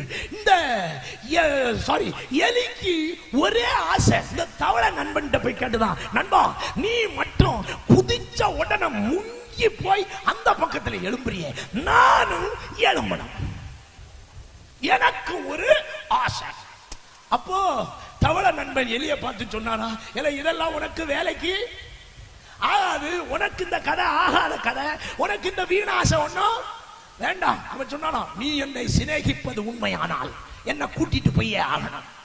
அப்ப தவளை சொல்லிச்சான், அப்ப நான் ஒரு வழி சொல்லுதேன், அதை செய். ஒரு நூல் எடுத்துக்கா, ஒரு தும்ப உனக்கு காலில் கட்டிக்கா, ஒரு தும்ப நான் என காலில் கட்டலாம். நான் 1 2 3 சொல்லி குதிச்ச உடனே நீயும் சேர்ந்து குதிச்சிடணும். நான் அந்த பக்கத்துல போய் எழும்புவேன், நீ என்ன செஞ்சிடலாம் சொல்லுங்க, எழும்பிடலாம். சம்பவம் 1 2 3 எல்லாம் நடந்தது. குதிக்கவும் செஞ்சாங்க, அந்த பக்கத்தில் எழுப்பவும் செஞ்சாங்க. ஆனா தவளை உயிரோட எழும்பிச்சு, எலி செத்து எழும்பிச்சு. விளங்கும்னு நினைக்கிறேன். நிறைய பேர் இன்னைக்கு ஞானஸ்நானம் எடுத்தா இதுதான் கதை. எனக்கு சொத்து விக்கட்டு ஞானஸ்நானம் எடுக்கலாம், எனக்கு நோய் சுகமாகட்டு ஞானஸ்நானம் எடுக்கலாம், எனக்கு பிள்ளைக்கு நல்ல மாப்பிள்ளையை கொண்டு வரட்டு, நல்ல பெண்ணை கொண்டு வரட்டு ஞானஸ்நானம் எடுக்கலாம், என் பிள்ளைக்கு அது நடக்கட்டும் இது நடக்கட்டும், என் கடன் தொல்லை தீரட்டு ஞானஸ்நானம் எடுக்கலாம். ஐயா, இந்த சாக்கு போக்கெல்லாம் தூர விடு. நாளைக்கு செத்தாலும் பரலோகத்துக்கு போகிறதுக்கு ஆயத்தமாகிறது தான் ஞானஸ்நானம் என்கிறதான உடன்படிக்கை. உங்க இஷ்டத்துக்கு தள்ளி போடுகிறதல்ல ஞானஸ்நானம், உங்களுக்கு நினைச்ச நேரத்தில் எடுக்கிறதல்ல ஞானஸ்நானம். சத்தியத்தை கேட்ட உடனே அதுக்கு கீழ்ப்படுகிறது தான் ஞானஸ்நான சத்தியமே தவிர மற்றபடி ஒண்ணு அல்ல. இயேசு எடுத்தது போல ஞானஸ்நானம் எடுக்காத ஒருத்தனும் இயேசு ராஜாவுடைய மணவாட்டி சபையில பங்கமாக முடியாது. நான் சவால் விட்டு சொல்றேன், எத்தனை வசனம் வேணாலும் பைபிள்ல உனக்கு தண்ணீல முழுகி ஞானஸ்நானம் எடுக்கணும்னு நான் காட்டி தரேன். தண்ணிய குவாரி ஊத்தி ஞானஸ்நானம் கொடுக்கணும்னு ஒரு வசனம் உன பைபிள்ல இருந்து எனக்கு காட்டு. அல்லேலூயா. இந்த தண்ணிய குவாரி ஊத்தி ஞானஸ்நானம் வந்தது எப்படின்ற சரித்திரம் எனக்கு தெரியும். என்கிட்ட பேசாத. எந்த வருஷம் வந்தது, எந்த சூழ்நிலையில வந்தது, எப்ப கொடுத்தாங்க, யாரு கொடுத்தா எல்லாம் தெரியும். உங்களுக்கு புரியறதுக்காக ஒரு வார்த்தையை சொல்றேன்.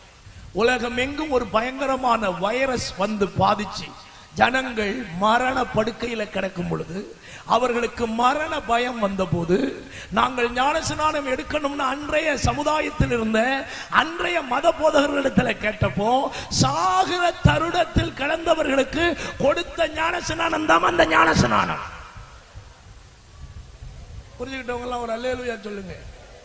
இத சில கும்பிட்டைகள் எல்லாம் உள்ளால கிறிஸ்தவத்துக்குள்ளால கொண்டு வந்துட்டு, அதை பத்தி நான் ரொம்ப தெளிவா பேசுறேன். உன்னை வஞ்சிக்கிற உபதேசத்துக்கு இடம் கொடுக்காத. பரவ அரசனை நம்பி ஏதோ ஒன்றை கைவிட்டாங்களாம், அத மாதிரி அவனை நம்பி நான் கட்டேன், என்ன நம்பி அவன் கட்டான். இந்த கதையெல்லாம் வேண்டாம்.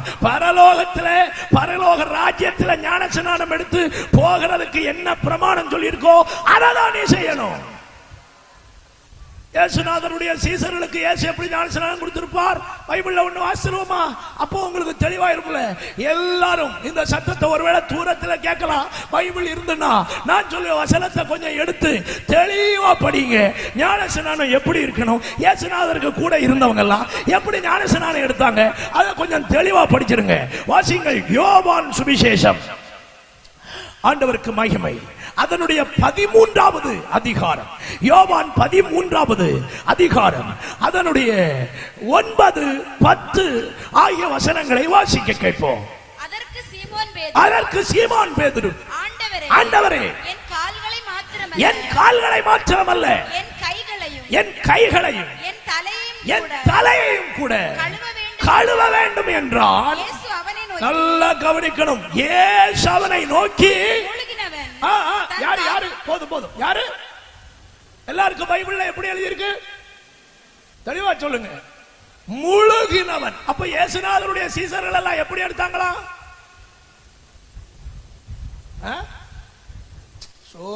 எப்படி எடுத்தாங்களா? முழுகி. ஆண்டவர் சொல்றார், முழுகினவன் முழுவதும் கால்களை மாத்திரம் கழுவ வேண்டியதா இருக்கு. அதுக்கு முன்னதுமா முழுகினவன் முழுவதும் எப்படி இருக்கிறானா?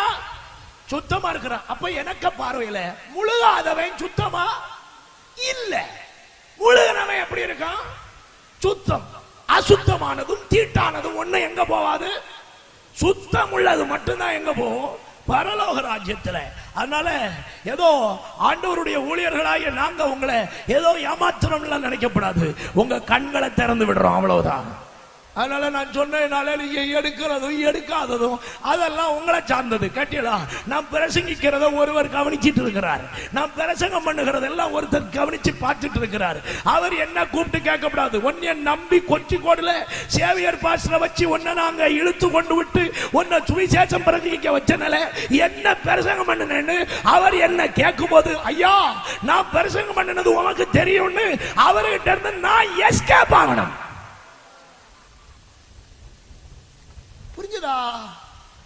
நீங்க ஞானஸ்நானம் எடுத்தாலும் சரி எடுக்காட்டாலும் சரி அதை பத்தி எனக்கு ஐ டோன்ட் கேர். நான் எஸ்கேப் ஆகணும். அல்லேலூயா. சத்தியத்தை கேட்டா கேளு, கேட்காட்டா போ, அவ்வளவுதான். பிரசங்கிக்க வேண்டியது என் மேல விழுந்த கடமை. பிரசங்கம் பண்ணி முடிச்சாச்சா, எனக்கு வேலை முடிஞ்சு.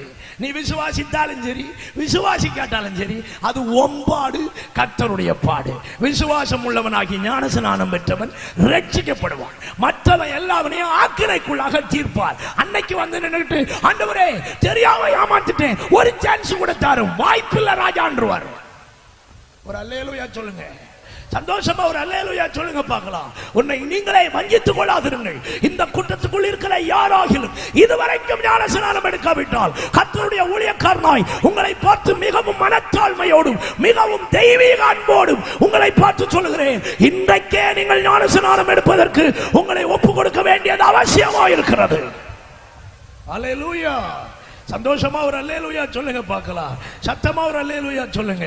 அப்போ ஆண்டவர் இயேசு கிறிஸ்துவுக்கு, ஆண்டவருக்கு ஸ்தோத்திரம், சாத்தானுக்கு ஒரு முடிவை கர்த்தர் வைத்திருக்கிறார். அவனுக்கு ஒரு காலத்தை வைத்திருக்கிறார். ரட்சிக்கப்பட்டு ஆண்டவருடைய பிள்ளைகளாய் மாறாதவர்கள் யாராய் இருந்தாலும் சரி அவர்களுக்கும் கிடைக்கிற இடம். சாத்தான் எங்கே நரகத்தில் இருக்கிறானோ அங்கே தான் ரட்சிக்கப்படாதவர்களை அவர் தள்ளுகிறார். ஜீவ புத்தகத்தில் பேர் எழுதாதவன் அத்தனை பேரையும் அங்கே தள்ளிவிடுகிறார். இந்த நல்ல ராத்திரி வேளை உங்கள் அனைவருடைய முடிவும் பரலோகத்திலேயாய் காணப்படுவதாக. ஒருவரும் நரகத்துக்குள்ள வராதபடி கர்த்தர் உங்களை காப்பாராக. என் பிரசங்கங்கள் யாரும் நரகத்துக்கு போக வேண்டும் என்பதல்ல, என் பிரசங்கங்கள் எல்லாரும் பரலோக ராஜ்யத்தில் வர வேண்டும் என்பது. நான் அடிக்கடி தேவ சமூகத்தில் ஜெபிக்கிற ஜெபத்தில் ஒன்று, ஆண்டவரே என் பிரசங்கத்தை கேட்கிற ஒரு சின்ன பிள்ளையை கூட நான் நரகத்திலே பார்க்க விரும்பவில்லை, அத்தனை பேரையும் பரலோகத்தில் பார்க்க விரும்புகிறேன். அல்லேலூயா. பாஸ்டர் சேவியர் அவர்கள் இத்தனை முயற்சி எடுத்து இந்த கூட்டங்களை இப்படி நடத்துறதுக்கு காரணம் அவர்கிட்ட பணம் நல்லா கொழுத்து இருக்கிறதுனால இல்ல. அல்லேலூயா. பாவம் அவர் என்ன பாடுபடுதாரோ கன்வென்ஷன் முடிஞ்ச பிறகு அது அவருக்கு தான் தெரியும். ஒரு அல்லேலூயா சொல்லுங்க. நானும் என்ன பெட்டியை தூக்கிட்டு போயிருவேன், நீங்களும் உங்க வேலையை பார்த்துட்டு போயிருவீங்க. முக்கராணி போடுவது அவர் ஆக்கம். அது உமக்கு எல்லா தேவைகளையும் சந்திப்பார். இந்த கன்வென்ஷனில் மீதி எடுக்க உதவி செய்வார். அல்ல ஒரு அல்லேலூயா சொல்லுங்க. கன்வென்ஷனுக்கு வேலைக்கிழமை காலையில் வந்தேன். வந்த உடனே நான் குடுக்குடும் கடப்புடும் அங்கன்னு சவுண்டு கேட்குது. எங்க மேலே சொல்ல பசரே மழை வருது. நான் சொன்னேன் சும்மா கிடையாது, கன்வென்ஷன் முடிகிற வரைக்கும் மழை பெய்யாது. இது வரைக்கும் நிறுத்திட்டார்ல, இன்னும் நீங்க வீட்டுக்கு போறது வரைக்கும் மழை பெய்யாது.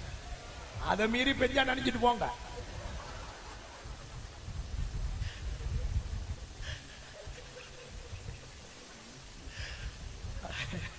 நல்ல ஒரு அல்லேலூயா சொல்லுங்க. சந்தோஷமா ஒரு அல்லேலூயா சொல்லுங்க. கூட்டம் முடிஞ்ச பிறகு பெஞ்சா என்ன? கர்த்தர் உங்களை ஆசீர்வதிக்கட்டும். ஆமென். அல்லேலூயா. நீங்க எல்லாரும் உசாரா இருக்கீங்களான்னு பார்க்கிறதுக்கு தான் அப்படி சொன்னேன். ஒரு அல்லேலூயா சொல்லுங்க பார்க்கலாம். ஆமென். கர்த்தர் உங்களை ஆசீர்வதிக்கட்டும். அப்போ ஆண்டவர் ஏற்படுத்தி வச்சிருக்கிற இரண்டாவது முடிவு என்ன? அது சாத்தானுக்கு உண்டாக்குகிற முடிவு. மூணாவது முடிவு என்ன? சாபத்துக்கு ஒரு முடிவை கர்த்தர் வைத்திருக்கிறார். வெளிப்படுத்தல் 22வது அதிகாரம் அதனுடைய 3வது வசனம். வேகமாய் 1-2 காரியங்களை கூட சொல்லி வார்த்தைகளை முடிக்கிறேன். வெளிப்படுத்தல் 22வது அதிகாரம் அதனுடைய 3வது வசனம். சாபத்துக்கு ஒரு முடிவு. வாசியுங்கள். இனி ஒரு சாபமும் இராது. தேவனும் ஆட்டுக்குட்டியானவரும் இருக்கிற சிங்காசனத்திலே, சிங்காசனமே அதில் இருக்கும். கவனிங்க, ஒரு சாபமும் இருக்காது. இந்த பூமியில நிறைய சாபங்கள் இப்ப இருந்துட்டு இருக்கு. ஒரு அல்லேலூயா சொல்லுங்க. நம்முடைய சரீரத்துல சாபம் இருக்குன்னு சொல்றவங்க ஒரு அல்லேலூயா சொல்லுங்க. எல்லாருக்கும் பயங்கரமான விசுவாசம். நம்ம சரீரத்தில் என்ன கிடையாது? சாபம் கிடையாது. இது ஆசீர்வாதமான சரீரம். எல்லாரும் ஒரு அல்லேலூயா சொல்லுங்க. அப்போ உங்களுக்கு கொஞ்சம் விளக்கமா சொல்லி தந்தா புரியும். வேர்வை வராதவங்க எல்லாம் ஒரு அல்லேலூயா சொல்லுங்க. உங்களுக்கு அவார்டு தரணும். 50 பேருக்கும் வரும். நான் பிரசங்கம் தான் பண்ணிட்டு இருக்கேன், எனக்கும் வேர்க்குது. ஆண்டவர் போட்ட முதல் சாபம், வேர்வையோடு ஆகாரம் புசிப்பாய். சரீரம் வேர்க்குதுன்னா முதல்ல புரிஞ்சுக்கிடணும், சரீரத்தில் என்ன இருக்கு? சாபம் இருக்கு. இரண்டாவது, சகோதரிமாருக்கு ஒரு பெரிய ஆசீர்வாதம் கூறினார், வேதனையோடு பிள்ளை பெறுவாய். இந்த லேட்டஸ்ட் டெக்னாலஜில சொல்றேன், தப்பா நினைக்க கூடாது, நான் டெக்னாலஜியை சொல்றேன். இப்ப இருக்கிற லேட்டஸ்ட் டெக்னாலஜில முன்னால வேதனை, வேதனைக்கு பிறகு பிள்ளை, இப்போ முதல்ல பிள்ளை பின்னால வேதனை. ஆக மொத்தம் எப்படி ஆனாலும் சரி வேதனை பட்டுதான் ஆகணும். ஒரு அல்லேலூயா சொல்லலாம். முன்னால முதல்ல வேதனை, இரண்டாவது பிள்ளை, இப்போ முதல்ல பிள்ளை, இரண்டாவது வேதனை. ஆக மொத்தம் ஆண்டவருக்கு ரூட்டுக்கு நீ வந்துதான் ஆகணும். ஒரு அல்லேலூயா சொல்லலாமா? இப்ப சொல்லுங்க, அந்த சாபம் இருக்குன்னு சொல்றவங்க ரைட். மூணாவது, உன் நிமித்தம் பூமி முள்ளையும் குறுக்கையும் முளைப்பிக்கும். பூமியில முள்ளு எங்கெங்கெல்லாம் பாக்குறீங்களோ அப்ப புரிஞ்சுக்கிடணும் என்ன இருக்கு? சாபம் இருக்கு. இனி ஒரு ஆசீர்வாதமான காரியத்தை சொல்லட்டா? ஆடு மாடெல்லாம் எங்க நடந்தாலும் அடுத்த 2 நாள்ல அதுல புல்லு முளைக்கும். நம்ம பாக்கியவான்கள் எல்லாம் காலை வச்சுட்டான்னு வச்சுக்கிடுங்க, விளங்கவே விளங்காது, தேடியும் காண மாட்டாய். ஒரு அல்லேலூயா சொல்லுங்க பார்க்கலாம். இந்த வயல் வரப்புல நடந்திருக்க அம்மாமார் ஐயாமாரெல்லாம் கை உயர்த்துங்க. வயல் வரப்பு இப்ப இருக்கிற கேசுகள் எல்லாம் போகாதுன்னு எனக்கு தெரியும். பண்ட ஆட்கள் பாத்தீங்கன்னா வயல் வரப்புல நடந்து போயிருக்கிற இடத்துல ஒரு புல்லும், ஆனா சைடுல இருந்து அழகா வளர்ந்து வந்திருக்கும். அம்புடு பாக்கியமான காலாக்கம். சூதான் போட்டிருப்போம், சாக்ஸ் தான் போட்டிருப்போம், கால ராவுன்னு தான் ராவுவோம். அதுக்குன்னு என்னென்ன கிரிமெல்லாம் உண்டோ அம்படையும் போட்டு ராவி பறக்கி மினிக்கி தான் வச்சிருப்பான். ஆனா கால் வச்ச இடம் வழங்காது. ஒரு அல்லேலூயா சொல்லுங்க பார்க்கலாம். ஆண்டவருக்கு ஸ்தோத்திரம். இந்த சாபங்கள் எல்லாம் எங்க இருக்கு? சரீரத்துல. சில ஆளு சொல்லுவான், நமக்கு மரணமே இல்ல, மூஞ்சே காட்டி கொடுக்குது, சாவ போறாங்க. நல்லா கருகரையில் இருந்த தாடி இப்ப எப்படி இருக்கு? வெளுவெளில் இருக்கு. பிரைட்டா இருந்த மூஞ்சி வான்கோழிக்கு மூஞ்சி தொங்குன மாதிரி என்ன செஞ்சது? தொங்குது. அதுவே காட்டி கொடுக்கு, உனக்கு கல்லறை ரெடி ஆகுது. ஒரு அல்லேலூயா சொல்லுங்க பார்க்கலாம். பேசுறான் சாவாமை. ஆண்டவருக்கு ஸ்தோத்திரம். ஒரு அல்லேலூயா சொல்லுங்க பார்க்கலாம். ஒரு தரம் பிறப்பதும் மரிப்பதும் நியாய தீர்ப்பு அடைவதும் மனுஷனுக்கு நியமிக்கப்பட்டிருக்கிற ஒன்று. அதை யாராலும் மாற்ற முடியாது. இந்த சாபமான சரீரத்தை ஆசீர்வாதமான சரீரமாய் மாற்றுகிறதுக்கு தான் ஆண்டவர் இயேசு வரப்போகிறார். எத்தனை பேர் விசுவாசிக்கிறீர்கள்? இயேசு சீக்கிரமாய் வருவார். அப்பொழுது இந்த உலகத்தில் மரித்த பரிசுத்தவான்கள் முதலாவது எழும்புவார்கள்.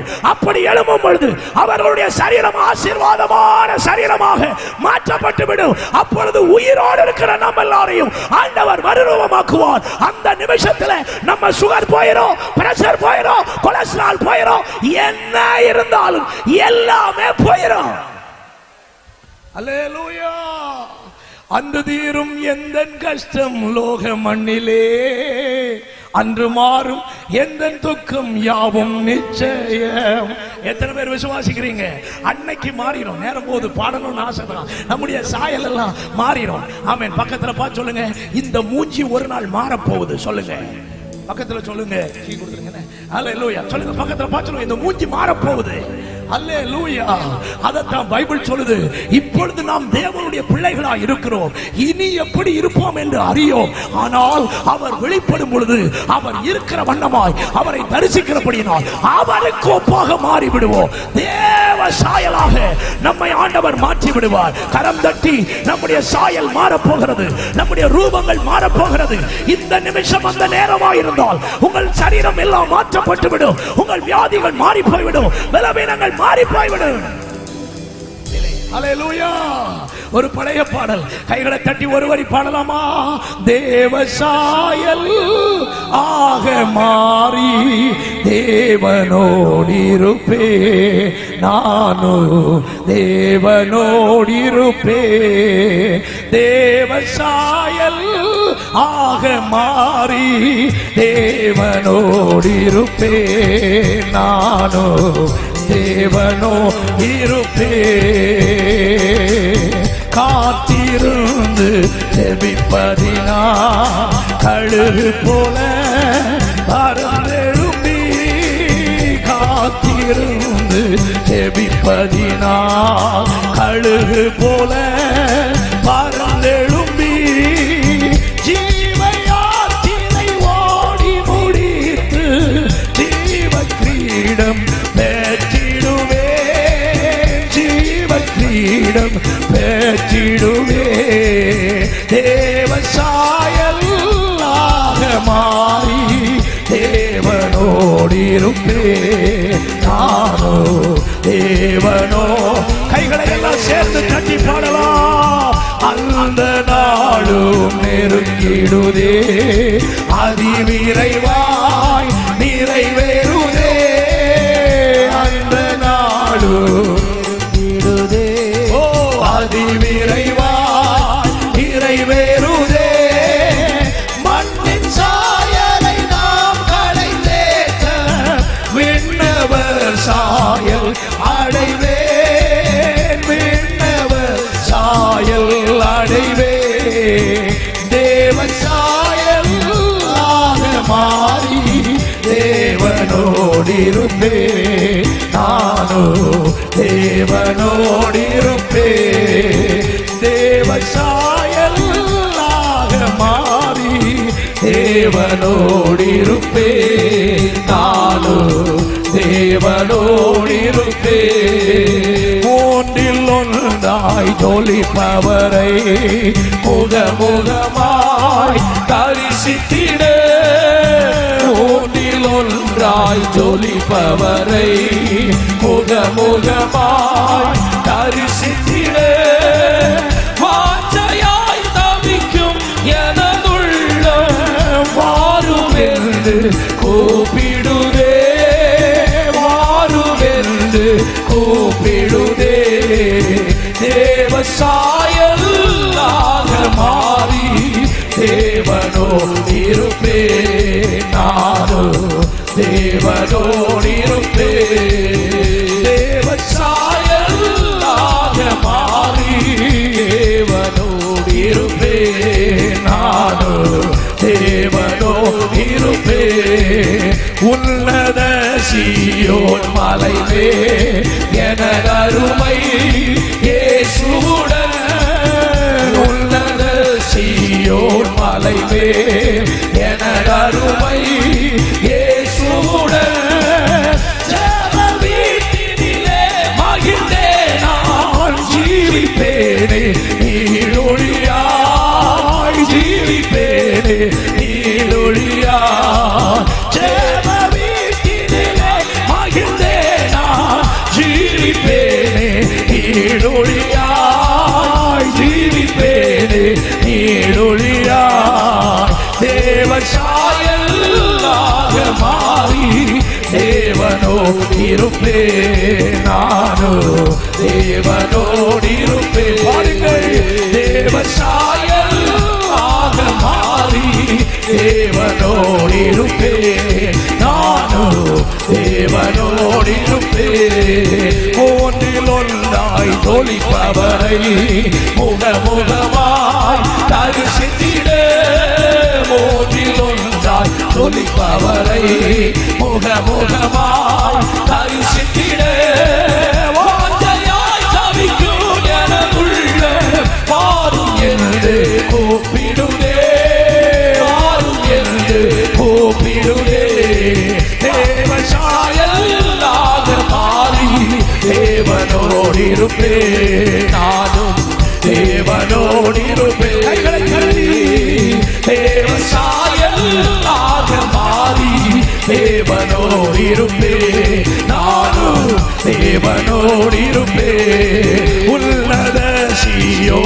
மலைமேல் எனதருமை இயேசுவுடன் உன்னத சீயோன் மலைமேல் எனதருமை இயேசுவுடன் வீட்டினிலே மகிழ்ந்தே நான் ஜீவிப்பேனே நீடுழியாய் ஜீவிப்பேனே நீடுழியாய் வீட்டினிலே மகிழ்ந்தே நான் ஜீவிப்பேனே நீடுழியாய் ஜீவிப்பேனே நீடுழியாய் தேவ சாயலாக மாறி தேவனோடிருப்பேன் நானும் தேவனோடிருப்பேன் தேவ சாயலாக மாறி தேவனோடிருப்பேன் நானும் தேவனோடிருப்பேன் பூமியின் கூடாரம் என்று பலவிதமே அழிந்திடுவே பூமியின் கூடாரம் என்று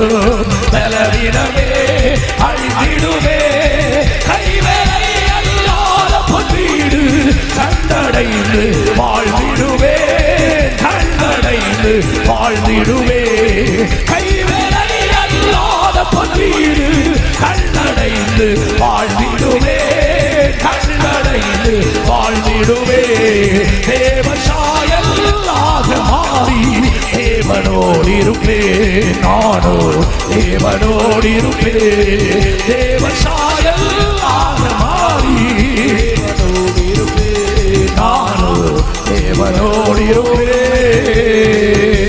கைகளை தட்டி ராஜாதி ராஜாவை உயர்த்தி துதிக்கலாமே. ஹல்லேலூயா. நம்முடைய சாயல் மாறுகிற நாள் வருகிறது. நம்முடைய சாபங்கள் நம்முடைய சரீரங்களை விட்டு விலகுகிற நாள் ஒன்று வருகிறது. கைகளை உயர்த்தி ஒரு அல்லேலூயா சொல்லுங்க. நேரம் போயிட்டு ஒரு முக்கியமான காரியத்தை மட்டும் சொல்லி முடித்து விடுகிறேன். நான்காவது, ஆண்டவர் உண்டு பண்ணி வைத்திருக்கிற முடிவு என்ன? ரட்சிப்புக்கு ஒரு முடிவை கர்த்தர் உண்டு பண்ணி வைத்திருக்கிறார். லூக்கா சுவிசேஷம் 13வது அதிகாரம் 23 முதல் 28 வரை உள்ள வசனங்களை வாசிக்க கேட்போம். லூக்கா 13 23 முதல் 28 வரை உள்ள வேத வசனங்கள். அப்பொழுது ஒருவன் அவரை நோக்கி, ஆண்டவரே, ரட்சிக்கப்படுகிறவர்கள் சில பேர் தானோ என்று கேட்டான். அதற்கு அவர், இடுக்கமான வாசல் வழியாக உட்பிரவேசிக்க பிரயாசப்படுங்கள். வகை தேடினாலும் அவர்களாலே கூடாமல் போகும் என்று உங்களுக்கு சொல்லுகிறேன்.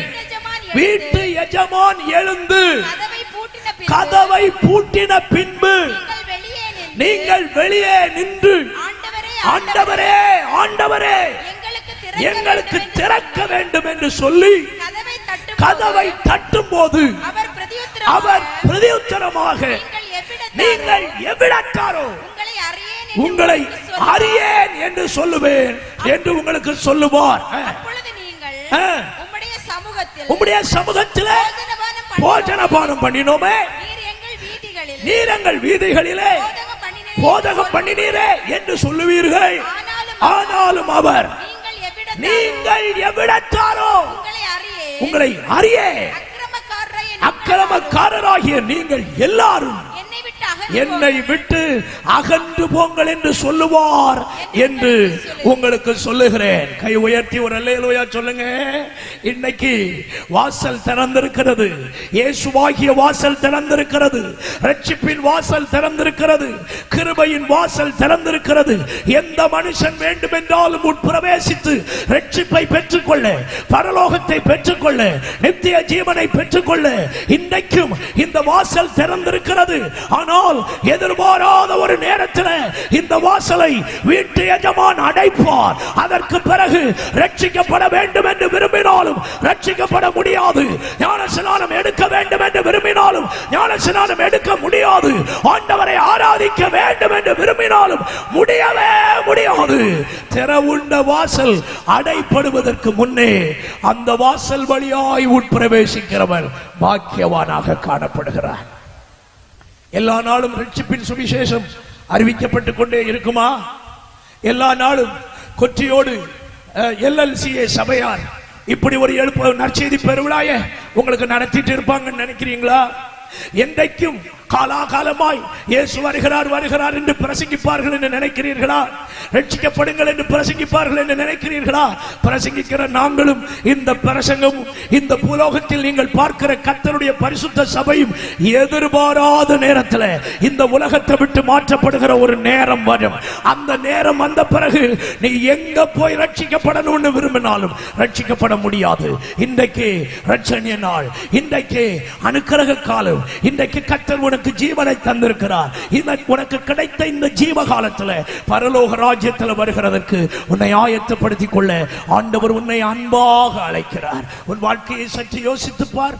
இன்று உன்னுடைய ஓட்டம் முடிந்தால் பரலோக ராஜ்யத்தில் நான் கட்டாயம் போவேன் என்ற நம்பிக்கை உள்ளவங்க ஒரு அல்லேலூயா சொல்லுங்க.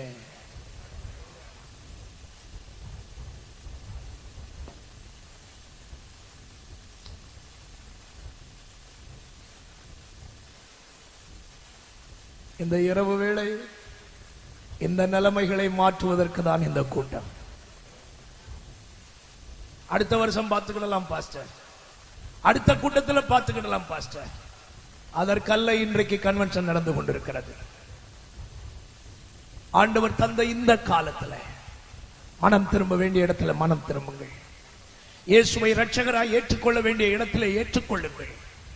அவர்தான் உங்கள் பாவங்களுக்காக மரித்தவர், உங்கள் அக்கிரமங்களுக்காக மரித்தவர். அவருடைய கடைசி சொட்டு ரத்தத்தையும் உங்கள் பாவங்களுக்காக, சாபங்களுக்காக, உங்கள் நோய்களுக்காக, இந்த உலகத்தை விட்டு நீங்கள் பரலோகம் வர வேண்டும் என்கிற ஒரே காரணத்துக்காக தேவகுமார் மணி உருக்கொண்டு இந்த உலகத்திற்கு இறங்கி வந்து தம்முடைய கடைசி சொட்டு ரத்தத்தையும் உங்களுக்காக சிந்தினார். சிலுவையில் அடிக்கப்பட்டு மரித்தார், அடக்கம் பண்ணப்பட்டு மூன்றாவது நாள் உயிரோடு எழும்பினார். இன்றைக்கும் உயிருள்ளவராயிருந்து அற்புதங்களினாலும் அடையாளங்களினாலும் பலத்த செய்கைகளினாலும் தன்னை உயிரோடு இருக்கிறவராக இன்றைக்கும் நிரூபித்துக் கொண்டிருக்கிறார். இந்த ராத்திரி வேளை ரட்சிக்கப்படவில்லையா? வார்த்தைகளை தூரத்திலும் சமீபத்திலும் கேட்கிற அன்பான தேசவாசிகளே, நண்பர்களே, சகோதர சகோதரிகளே, இதுவரைக்கும் உங்கள் வாழ்க்கையை ஆண்டவருக்கு ஒப்புக் கொடுக்கவில்லையா? இயேசு மதம் மாற்றுகிறதுக்காக வரவில்லை. இந்த கூட்டங்கள் மதம் மாற்றுகிறதுக்காக நடக்கவில்லை. மனிதனை பரலோகத்துக்கு கொண்டு போகிற மார்க்கத்தை சொல்லிக் கொடுப்பதற்காகவே நடந்து கொண்டிருக்கின்றனவே தவிர வேறு ஒன்றும் இந்த கூட்டத்தினுடைய நோக்கம் அல்ல. ஆண்டவருடைய வசனங்களை உங்களுக்கு தெளிவாக காண்பித்தேன். நீங்கள் கோபப்படுவதில் எந்த அர்த்தமும் இல்லை. வசனங்களை உங்களுக்கு தெளிவுபடுத்தி காட்டும் பொழுது நீங்கள் புரிந்து கொண்டு அசத்தியங்களில் இருந்து சத்தியங்களுக்குள்ளே வர வேண்டும் என்பதுதான் தேவன் உங்களிடத்தில் எதிர்பார்க்கிறது. மனம் திரும்புகிற ஒருவன் நிமித்தம் பரலோகம் சந்தோஷப்படுகிறதா? எத்தனையோ கூட்டங்களை நீங்கள் நெக்லெக்ட் பண்ணிருக்கலாம். ஆண்டவர் உங்களை நேசிக்கிறதுனால தான் ஜீவனை கூட்டி தந்து இந்த கன்வென்ஷன் கூட்டங்களை தந்து இப்படிப்பட்ட பிரசங்கங்களை உங்கள் காதுகளுக்கு கேட்க பண்ணி உங்கள் ஆத்துமாவை நேசிக்கிறார். அவருடைய நேசத்தை நீங்கள் புறம் தள்ளி, அவருடைய அன்பின் தருணங்களை நீங்கள் புறம் தள்ளினால் என்றைக்கும் அவர் அன்பா இருக்க மாட்டார். ஒரு நாள் அவர் நியாயாதிபதியாக வருவார்.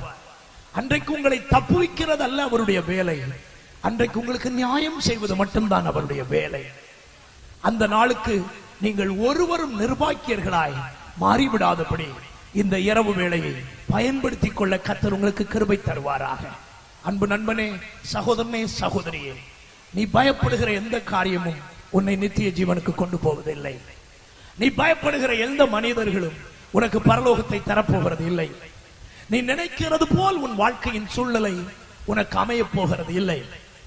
ஒன்றிலே நம்முடைய மரணம் அல்லது கர்த்தராகிய இயேசு கிறிஸ்துவினுடைய வருகை, இது ரெண்டிலே எது ஒன்று நம்முடைய வாழ்க்கைக்கு முந்திக் கொள்கிறதோ அந்த நிமிடம் நாம் மகிமையின் ராஜ்யமாகிய இனிவரும் உலகமாகிய அந்த பரலோக வாழ்வுக்கு பாத்திரவான்களாக மாற வேண்டியது அவசியம். ஞானஸ்நானத்தை குறித்து ஒரு வார்த்தை கூட சொல்லி வார்த்தைகளை நிறைவு செய்கிறேன். மணிக்கூர் கணக்கா ஆற்றில குளிக்கிறதுக்கு நமக்கு இருதயம் இருக்கு. ஆனா பிதா குமாரன் பரிசுத்தாவின் நாமத்துல ஒரே ஒருக்கா முங்கி எழும்புவதற்கு மனசுல இடம் இல்லை. கட்டிடா இப்ப புரியும்னு நினைக்கிறேன். மணிக்கூர் கணக்கா 150 தடவை வேணும்னாலும் முங்கி எழும்புவதற்கு இருதயம் இடம் கொடுக்குது.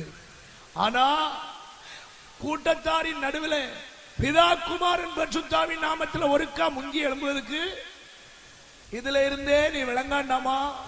உன் ஆத்மாவை பாதாளத்துக்கு கொண்டு போறதுக்கு சாத்தான் எவ்வளவு வேலை செய்யான்றதை இனியாவது விளங்காண்டாமா?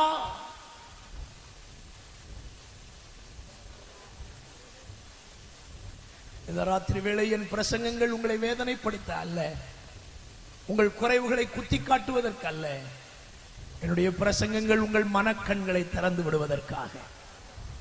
எனக்காக எப்படி ரத்தம் சிந்தினாரோ அதே போல் உங்களுக்காக ரத்தம் சிந்தினார். எனக்காக எந்த பரலோகத்தை ஆயத்தப்படுத்திக் கொண்டிருக்கிறாரோ அதே பரலோகத்தை உங்களுக்காக ஆயத்தப்படுகிறார். இன்றைக்கு ஞான ஸ்நானம் எடுக்க உன்னை ஒப்புக்கொடு. சூழ்நிலைகளை பார்க்காதே, நீ ஒப்புக்கொடு. சூழ்நிலைகளை எல்லாம் கர்த்தர் பின்னால உனக்கு மாற்றி தர வல்லவராக இருக்கிறார். நல்ல கைகளை உயர்த்தி ஒரு அல்லேலூயா சொல்லலாம். இயேசுக்கு வாழ்க்கையை ஒப்பு கொடுக்காதவர்கள் இந்த இரவு வாழ்க்கையை ஒப்பு கொடுங்கள். அவருடைய வருகை சமீபம். அவருடைய வருகைக்கு உங்களை ஆயத்தப்படுத்துங்கள். ஆயத்தம் உள்ளோரை அவர் சேர்த்துக் கொள்ளுகிற நாளிலே நீங்களும் சேர்த்துக் கொள்ளப்பட பரலோக தேவன் உங்கள் அத்தனை பேருக்கும் கிருபை தருவாராக. இங்கே நான் உங்களை எவ்வளவு தெளிவாக பார்க்கிறேனோ இதிலே ஒரு சிறு குழந்தையை கூட தவறாதபடி பரலோகத்திலும் காண்பதற்கு பரலோக தேவன் நம் எல்லாருக்கும் கிருபை தந்தருளுவாராக. பரிசுத்தவான்கள் தேவ மக்கள் எல்லாரும் ஒன்றாய் மகிமையின் ராஜ்யத்தில் காணப்பட பரிசுத்த தேவனுடைய கிருபை நம் அனைவர் மேலும் பூரணமாய் தங்குவதாக. ஒரு ஆமென் சத்தமா சொல்லுங்க. நாம் எல்லாரும் இருக்கிற இடத்துல எழுப்பி நிற்கலாமா? ஆண்டவருக்கு ஸ்தோத்திரம். ஒரு அன்பான வேண்டுகோள், என்னுடைய ஜெபம் முடிகிறது வரைக்கும் தயவு கூர்ந்து ஒரு ஆளும் இந்த மைதானத்தை விட்டு வெளியே போகக்கூடாது என்பது என்னுடைய அன்பின் கட்டளை. 3 நாளும் உங்கள்கிட்ட நான் இந்த வார்த்தையை நான் கேட்கவே இல்லை. இன்னைக்கு நாளைக்கு நான் இங்க கன்வென்ஷன் பேச மாட்டேன். ஆமென். ஒரு அல்லேலூயா சத்தமா சொல்லுங்க பார்க்கலாம். சந்தோஷமா ஒரு அல்லேலூயா சொல்லுங்க. சபை விசுவாச மக்கள் ஏதோ ஒரு தேவைக்காக போவாங்க, விட்டுருங்க. மற்றபடி எந்த காரியங்களா இருந்தாலும் சரி, எந்த காரியமா இருந்தாலும் சரி, ஒருவரும் வெளியே போக கூடாது. இதுவரைக்கும் தந்த கிருபையை இனியும் அப்பா உங்களுக்கு தருவார். கண்களை மூடலாமா? வேகமாய் கண்களை மூடுங்கள். வாய்களை திறந்து ஸ்தோத்திரம் பண்ணி ஜெபம் பண்ண ஆரம்பிங்கள். எல்லா தேவ பிள்ளைகளும் இன்றைக்கு இந்த இரவு வேளை உங்கள் கண்களை மூடிக்கொள்ளுங்கள். எல்லாருடைய கண்களும் மூடட்டும். ஆண்டவர் இயேசுவினுடைய வருகை, இந்த உலகத்திற்கு முடிவு எல்லாம் தேவனால் நியமிக்கப்பட்டிருக்கிறது. அவர் நியமிக்கப்பட்டபடியே எல்லாவற்றையும் செய்கிறவர். தம்முடைய அன்பின் குமாரனை இந்த உலகத்திற்கு ஜீவ பலியாக அனுப்புவேன் என்று ஆதாம் முதலாவது பாவம் செய்த போதே தீர்மானம் பண்ணி வாக்குத்தத்தம் சொன்னவர் தகுந்த காலத்தில் அதை நிறைவேற்றினது உண்மையானால் நம்முடைய இரட்சகர் திரும்ப வருவதும் உண்மை. இந்த உலகம் அழியும் என்பது உண்மை. இனி ஒரு உலகம் தேவ பிள்ளைகளுக்காக வரப்போகிறது என்பதும் உண்மை. அப்படியானால் நாம் கர்த்தருடைய வசனங்களை விசுவாசித்து நம்முடைய வாழ்வை நித்திய ஜீவனுக்கு நேராக திருப்ப வேண்டியது நம்மேல் விழுந்த கடமை. வாய் திறந்து ஜெபிக்க ஆரம்பியுங்கள். சகோதரர்கள் சகோதரிகள் ஜெபிக்கிறீர்கள், சந்தோஷம். இன்னும் கொஞ்சம் சத்தம் உயர்த்தி ஜெபிங்க. வாய் திறந்து கேளுங்க. என்ன ஆயத்தப்படுத்துங்க, என்ன தகுதிப்படுத்துங்க, என்ன கர்த்தருடைய ராஜ்யத்துக்கு தகுதி உள்ளவனாக ஆண்டவர் என்ன மாற்றுங்கப்பா. ஹல்லேலூயா. அவருடைய வருகையின் அடையாளங்கள் எல்லாம் நிறைவேறிக் கொண்டே இருக்கிறது. கடைசி நாட்களில் கொடிய காலங்கள் வரும் என்பதை அறிவாயாக. மனிதர்கள் தற்பிரியராய், பணப்பிரியராய், தாய் தகப்பன்மாருக்கு கீழ்ப்படியாதவர்களாய், சுபாவ அன்பில்லாதவர்களாய், பரிசுத்தம் இல்லாதவர்களாக, தேவ பக்தியினுடைய வேஷத்தை தரித்துக் கொண்டு அதனுடைய பலனை மறுதலிக்கிறவர்களாக இப்படியெல்லாம் உலகம் மாறும் என்று தேவ மனிதர்களை கொண்டு கர்த்தர் சொன்ன வார்த்தை இன்றைக்கு உலகத்தில் நிறைவேறிக் கொண்டிருக்கிறது. இனியும் நான் நிர்விசாரமாய் இருந்தால் நம்மை நாமே கெடுத்துக் கொள்ளுகிறவர்களாய் இருப்போம். இனியும் நாம் நிர்விசாரமாய் வாழ்ந்தால் நித்திய ஜீவனுக்கு பங்கில்லாதவர்களாய் போய்விட வாய்ப்புகள் ஏராளம் இருக்கிறது. இந்த ராத்திரி வேளை கர்த்தருடைய சமூகத்துக்கு நம்மை ஒப்புக் கொடுப்போம். ஹல்லேலூயா. நன்றி அப்பா. மேகமீதில் இயேசு ராஜன் வேகம் வாராரே.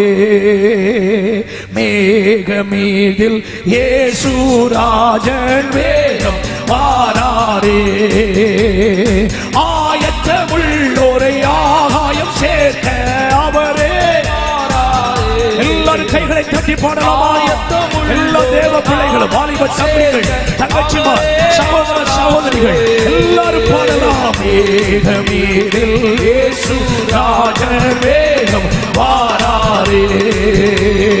மேகமீதில் இயேசு ராஜன் வேகம் வாராரே. கிறிஸ்துவல் தாமே ஆர்ப்பரிப்போடே அவனியில் வாராரே. ஆண்டவர் தாமே ஆர்ப்பரிப்போடே அவனில் வாராரே. நீண்டவர்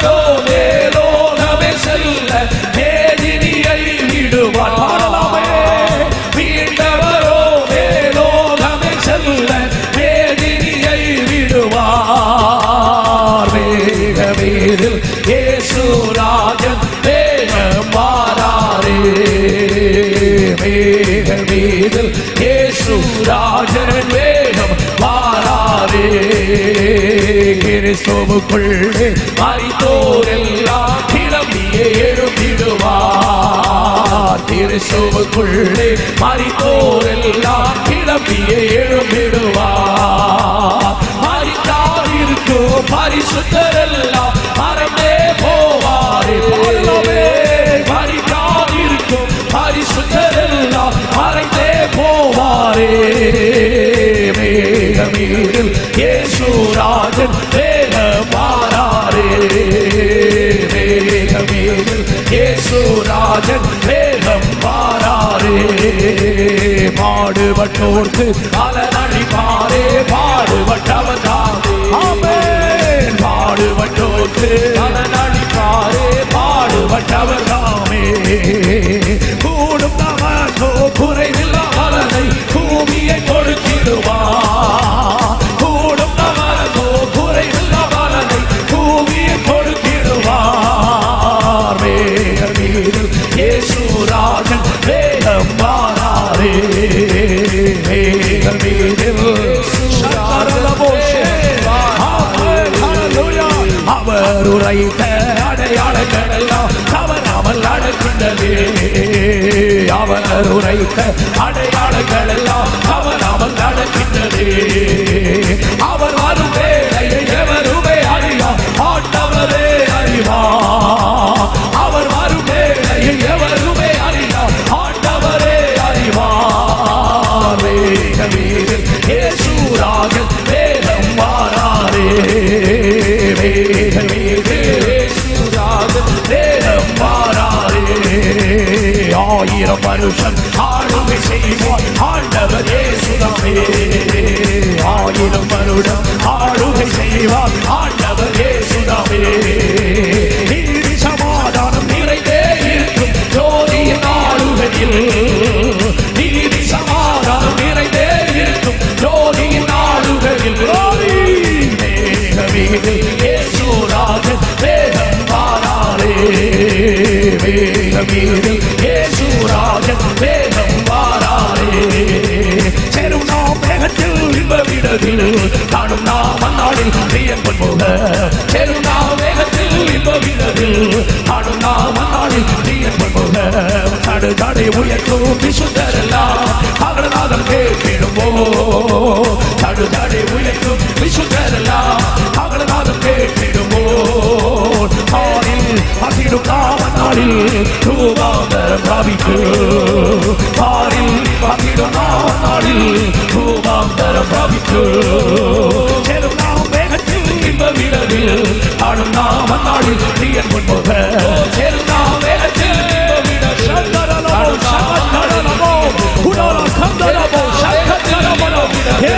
சீக்கிரம் வருகிறோம். லோகடுக்கங்களும் மரணமடு எல்லும் நீ பயப்படாதே. லோகடுக்கங்களும் மரணமடு எல்லும் நீ பயப்படாதே. தேகம் மண்ணோடு சேர்ந்தாலும் ரூபாந்தரம் பிராபிக்கு. தேகம் மண்ணோடு சேர்ந்தாலும் ரூபாந்தரம் பிராபிக்கு. சேருந்தா வேகத்தில்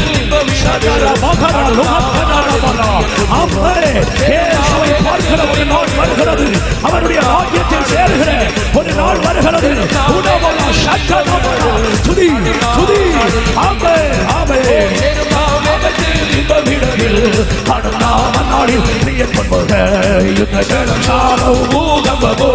அடிக்கடி உயர்ந்திடுமோ. யுத்தங்களும் சாரமும் பூகம்பமோ அடிக்கடி உயர்ந்திடுமோ. காந்தர் இசுவரால் காலமாய் ரூபாந்தரம் பிராபிக்கு. காந்தர் இசுவரால் காலமாய் ரூபாந்தரம் பிராபிக்கு. சேரும் நாம் வேகத்தில் இந்த ராத்திரி உன் ரட்சணத்தின் நாளாய் மாறுவதாக. இந்த ராத்திரி உன் விடுதலையின் நேரமாய் மாறுவதாக. இந்த ராத்திரி உன் அற்புதத்தின் நேரமாய் மாறுவதாக. இந்த ராத்திரி உன் ஆற்றுமா அறுவடையின் நேரமாய் மாறுவதாக. இந்த ராத்திரி உன் பெயர் பரலோகத்தில் எழுதப்படுகிற ஒரு நேரமாய் மாறுவதாக. கை ஒட்டி வாய்களை திறந்து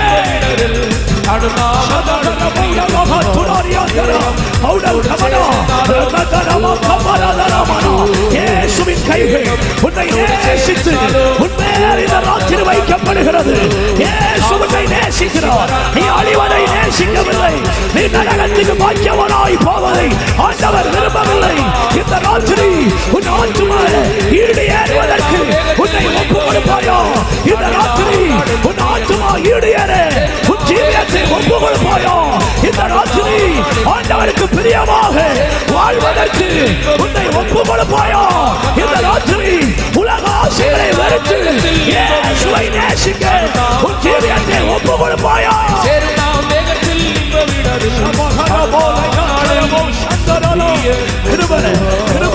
கர்த்தருடைய பிரசன்னம் இந்த இடத்தை நிரப்பி இருக்கிறது. கர்த்தருடைய பிரசன்னம் இந்த இடத்தை நிரப்பி ஆளுகை செய்கிறது. உன் ரட்சிப்பின் மேல் கர்த்தர் கிருபை உள்ளவராய் இருக்கிறார். ரட்சிப்பின் மேல் கருணை உள்ளவராய் இருக்கிறார். நீ ரட்சிக்கப்பட வேண்டும் என்று விரும்புகிறார். நீ குணப்பட வேண்டும் என்று விரும்புகிறார். நீ மனம் திரும்ப வேண்டும் என்று விரும்புகிறார்.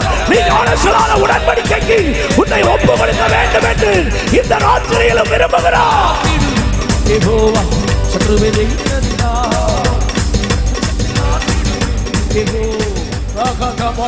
கைகளை தட்டி நல்ல வாயை திறந்து மைதானம் முழுவதிலும் தேவ பிரசன்னம் ஆட்கொண்டிருக்கிறதை என்னால உணர முடிகிறது. ஆமென். கர்த்தர் உங்கள் நடுவில் கிரியை செய்து கொண்டிருக்கிறார். ஆமென். உங்கள் சிந்தைகள் எல்லாம் உங்களுக்குள்ளே ஆமென் இந்த ராத்திரி வேளையிலும் உங்கள் பரலோகத்தை குறித்ததாக சிந்திக்கிறதா இருக்கட்டும். யோசித்து பார். இந்த ராத்திரி நான் நித்தியத்துக்கு பங்குள்ளவனா? இந்த ராத்திரி நான் பரலோகத்துக்கு பாக்கியம் உள்ளவனா?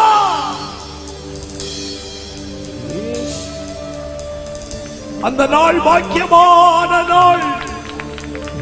அவருக்காய் காத்திருக்கிறவர்களை அவர் சேர்த்துக் கொள்ளும்படி வருகிற அந்த நாள் மிக மிக பாக்கியமான நாள். அன்றைக்கு நம்முடைய துக்கங்கள் மறையும், நம்முடைய வியாதிகள் நீங்கும், நம்முடைய பலவீனங்கள் மறையும். இயேசுவை ஏற்றுக்கொள்ளாமல் சம்பிரமமாய் வாழ்கிற அநேகர் நரகத்திலே வேதனைப்படும் பொழுது உலகத்தில் ஒன்றுமில்லாதவனாய் நீ வாழ்ந்தாலும் லாசரு தேற்றப்பட்டது போல நீ பரலோகத்தில் தேற்றப்படுகிற ஒரு நாள் உங்களுக்கு நியமிக்கப்பட்டிருக்கிறது சகோதரா. உங்களுக்கு நியமிக்கப்பட்டிருக்கிறது சகோதரி. இந்த ராத்திரி வேளை எல்லாருடைய கண்களும் மூடி இருக்கட்டும். இதுவரைக்கும் இயேசு கிறிஸ்துவுக்கு தங்கள் வாழ்க்கையை ஒப்புக் கொடுக்காதவர்களாய் இந்த ராத்திரி வேளை தூரத்திலும் சமீபத்திலும் இந்த வார்த்தையை கேட்டு ஆன்லைன் வழியாக கர்த்தருடைய வார்த்தையை கேட்டுக் கொண்டிருக்கலாம். இந்த மைதானத்துக்கு உள்ளே நிற்கிற தேவனுடைய பிள்ளைகள் யாரானாலும் சரி, இதுவரைக்கும் இயேசு என் பாவங்களுக்காக மரித்தார், என் அக்கிரமங்களுக்காக நொறுக்கப்பட்டார், அவர்தான் உண்மையான தெய்வம் என்பதை இருதயத்தில் விசுவாசித்து வாழ்க்கை அவருக்கு ஒப்புக் கொடுக்காத யாராகிலும் இந்த கூட்டத்துக்குள் இன்று நின்றால், எல்லாருடைய கண்களும் மூடி இருக்கிற இந்த நேரத்தில் இயேசுவுக்கு என் வாழ்க்கையை ஒப்புக் கொடுக்கிறேன் என்று சொல்லுகிறவர்கள் மட்டும் உங்கள் வலது கரத்தை உயர்த்திக் கொள்ளுங்கள். உங்களுக்காக நாங்கள் ஜெபிக்க விரும்புகிறோம். நன்றாய் கைகளை உயர்த்திக் கொள்ளுங்கள். ஆங்காங்கே சில கரங்களை நான் பார்க்கிறேன். இதுவரைக்கும் வாழ்க்கையை இயேசுக்கு ஒப்புக் கொடுக்காதவர்கள் கை உயர்த்தி ஆமா கரம் உயர்த்தி இருக்கிறவர்கள் சொல்லுங்கள், இயேசுவே நான் உம்மை நேசிக்கிறேன், நீர் என்ன கிருமங்களுக்காக மரித்தீர் என்பதை விசுவாசிக்கிறேன், என் பாவங்களுக்காக அடிக்கப்பட்ட ரத்தம் சிந்தி மரித்தீர் என்பதை நான் விசுவாசிக்கிறேன், நான் பாவி என்பதை ஒத்துக்கொள்கிறேன், உம்முடைய ரத்தத்தினால் என் பாவங்களை கழுவி என்ன சுத்திகரியோ, என்ன உம்முடைய பிள்ளையாக மாற்றும், உம்முடைய ராஜ்யத்தில் வரும் பொழுது எனக்கும் ஒரு இடம் தந்து என்னை அந்த பரலோக வாழ்வுக்கு நேராய் அழைத்துக் கொள்ளும் என்று ஒரு வார்த்தை சொல்லி ஜெபம் பண்ணுங்கள். கர்த்தர் உங்களை ஆசீர்வதிப்பார். கரம் உயர்த்தி இருக்கிற மக்களுக்காக நான் கர்த்தரை துதிக்கிறேன். கூட்டம் முடிந்த பிறகு தேவ மனிதனை சந்திருங்கள். உங்களை ஆண்டவர் ஆசீர்வதிப்பார். கண்கள் மூடி இருக்கட்டும். உங்கள் கைகளை கீழே போட்டுக் கொள்ளுங்கள். இரண்டாவது ஒரு முக்கியமான காரியம், இயேசுவை நீங்கள் வாழ்க்கையில் ஏற்றுக்கொண்டிருக்கலாம், ஆவிக்குரிய சபைகளுக்கு நீங்கள் வந்து போகலாம், கன்வென்ஷன் கூட்டங்களுக்கு வந்து போகலாம், ஆண்டவருடைய நாமத்துக்கு நன்மைகளை தாராளமாக நீங்கள் செய்திருக்கலாம். சந்தோஷம், ஆண்டவருக்கு மகிமை. ஆனால் அது அல்ல முக்கியம். அது அல்ல உங்களுக்கு பரலோகத்துக்கு உங்களை கொண்டு போவது. அவருடைய உடன்படிக்கையில நீங்கள் பங்கு பெறாமல் அவருடைய மனவாட்டியாக நீங்கள் மாற முடியாது என்பதை பைபிள்ல இருந்து திரளாய் உங்களுக்கு நான் காண்பித்தேன். எதற்காக ஞானஸ்நானத்தை தள்ளி போடுகிறீங்க தங்கச்சி தம்பி? எதுக்காக ஞானஸ்நானத்தை தள்ளி போடுகிறீங்க? சகோதரர்களே, சகோதரிகளே, அம்மாமாரே, தகப்பன்மாரே, எதற்காக நீங்கள் ஞானஸ்நானத்தை தள்ளுகிறீர்கள்? உங்கள் மேல் இன்றைக்கும் தம்முடைய 2 கரங்களையும் விரித்தவராய், இன்றாகிலும் நீ இந்த செய்ய மாட்டாயா என்று கண்ணீர் நிறைந்த கண்களோடு உங்களை பரலோகத்திலிருந்து கவனித்து பார்த்து கொண்டிருக்கிறார். ஒரு மனிதன் மனம் திரும்பும் பொழுது அவர் பரலோகத்தில் சந்தோஷப்படுகிறார். இதுவரைக்கும் ஞானஸ்நான சத்தியத்துக்கு 14 வயது பூர்த்தியாகி 15 வயதை தொட்டு அதற்கு மேல் எத்தனை வயதானாலும் சரி, இதுவரையிலும் ஞானஸ்நான சத்தியத்துக்கு தங்களை அர்ப்பணிக்காத யாராகிலும் இங்கே உண்டென்றால், நான் எதையுமே உங்களுக்குள் திணிக்க விரும்புகிறதில்லை. எதையும் பொய்யும் புரட்டுமாக நான் உங்களுக்கு இதுவரைக்கும் பேசவில்லை. பேசினதையெல்லாம் வசனத்திலிருந்து உங்களுக்கு எடுத்து காண்பித்தேன். உங்கள் கண்கள் திறக்கப்பட்டிருக்கும் என்று விசுவாசிக்கிறேன். இன்றாகிலும் நான் ஞானஸ்நான சத்தியத்துக்கு கீழ்ப்படிய விரும்புகிறேன். எனக்கு அந்த உண்மையான ஞானஸ்நானம், இயேசு எடுத்த ஞானஸ்நானம் எனக்கு வேண்டும். நான் என்னை ஒப்புக் கொடுக்கிறேன் என்று இந்த ராத்திரி வேளை தீர்மானம் பண்ணுகிறவர்கள் எல்லாருடைய கண்களும் மூடியிருக்கிற இந்த நேரத்தில் உங்க வலது கரத்தை உயர்த்தி ஆண்டவருக்கு உங்களை ஒப்புக் கொடுங்கள். உங்களுக்காக நாங்கள் ஜெபிக்க விரும்புகிறோம். Thank you Lord. Hallelujah. அங்கங்கே சில கரங்களை பார்க்கிறேன். நல்ல கைகளை உயர்த்தி கொள்ளுங்கள். Thank you Jesus. மற்றவர்கள் எல்லாம் கண்ணை மூடி ஸ்தோத்திரம் பண்ணி கொண்டே இருங்கள். 4 கரங்களை பார்க்கிறேன். இன்னும் யாராகிலும் 5 கரங்களை பார்க்கிறேன். இன்னும் யாராகிலும் உண்டென்றால் 6 கரங்களை பார்க்கிறேன். இன்னும் யாராகிலும் உண்டென்றால் praise God. இன்னும் யாராகிலும் உண்டென்றால் உங்கள் கைகளை உயர்த்தி கொள்ளுங்கள். 7வது கரத்தை பார்க்கிறேன். நல்ல வகைகளை உயர்த்தி கொள்ளுங்கள். இன்னும் யாராகிலும் உண்டென்றால் உங்கள் கைகளை உயர்த்தி கொள்ளுங்கள். இது இரட்சணிய நாள், இது அனுக்கிரக காலம். இன்னும் கொஞ்சம் காலம்தான். 8வது ஒரு கரத்தை பார்க்கிறேன். இன்னும் யாராகிலும் உண்டென்றால் உங்கள் கைகளை உயர்த்தி கொள்ளுங்கள். இன்னும் யாராகிலும் உண்டென்றால் உங்கள் கைகளை உயர்த்தி கொள்ளுங்கள். எதற்காகவும் யோசிக்காதே. ஞானஸ்நானம் என்பது உன்னை நித்திய ஜீவனுக்கு பங்குள்ளவனாய் மாற்றுகிறது. கரம் உயர்த்தி இருக்கிற எல்லா தேவ பிள்ளைகளுக்காக நான் கர்த்தரை துதிக்கிறேன். இப்போ ஒரு உண்மை என்ன தெரியுமா? நீ ஒப்பு கொடுத்திருக்கிற இந்த நேரத்திலேயே பரலோகத்தில் தூதர்களுக்கு முன்பாக பிதாவாகிய தேவன் சந்தோஷப்பட்டு களி கூறுகிறார். கைகளை கொட்டி இந்த ஆத்துமாக்களுக்காக நாம் கர்த்தரை துதிப்போம். இந்த ஆத்துமாக்களுக்காக கர்த்தரை துதிப்போம். எத்தனையோ லட்சங்கள் செலவு பண்ணியிருந்தாலும் இந்த ஆத்துமா அறுவடை நம்முடைய வாழ்வுக்கும் ஊழியத்துக்கும் பெரிய ஆசீர்வாதம். கைகளை தட்டி வாய்களை திறந்து ஹalleluya ஹalleluya நல்ல வாய்களை திறந்து ஆமென். கரம் உயர்த்தின உங்களை தேவன் பலப்படுத்துவாராக. இந்த தீர்மானங்களை நிறைவேற்ற ஆண்டவர் உங்களுக்கு இரக்கம் செய்து உங்களை நடத்துவாராக.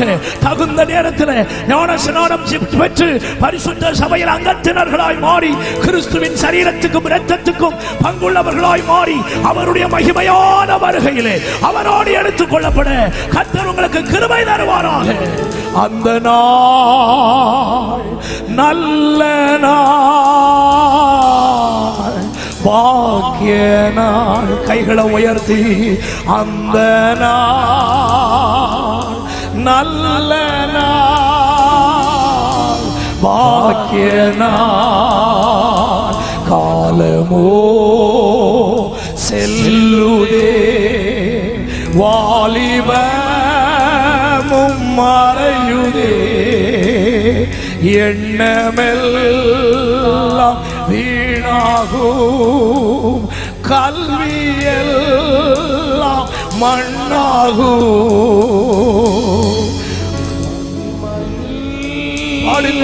இயேசுவை தரிசிக்கும் நேரத்தில் அந்த நாள் நல்ல நாள், பாக்கிய நாள். சொல்லுங்கள். மகிமையில் இயேசுவை தரிசிக்கும் நேரத்தில் அந்த நாள் நல்ல நாள், பாக்கிய நாள். நீங்க மட்டும் சொல்லுங்கள். அந்த நாள் நல்ல நாள் பாக்கிய நாள். நல்ல கர்த்தருக்கு ஸ்தோத்திரம் பண்ணுவோம்.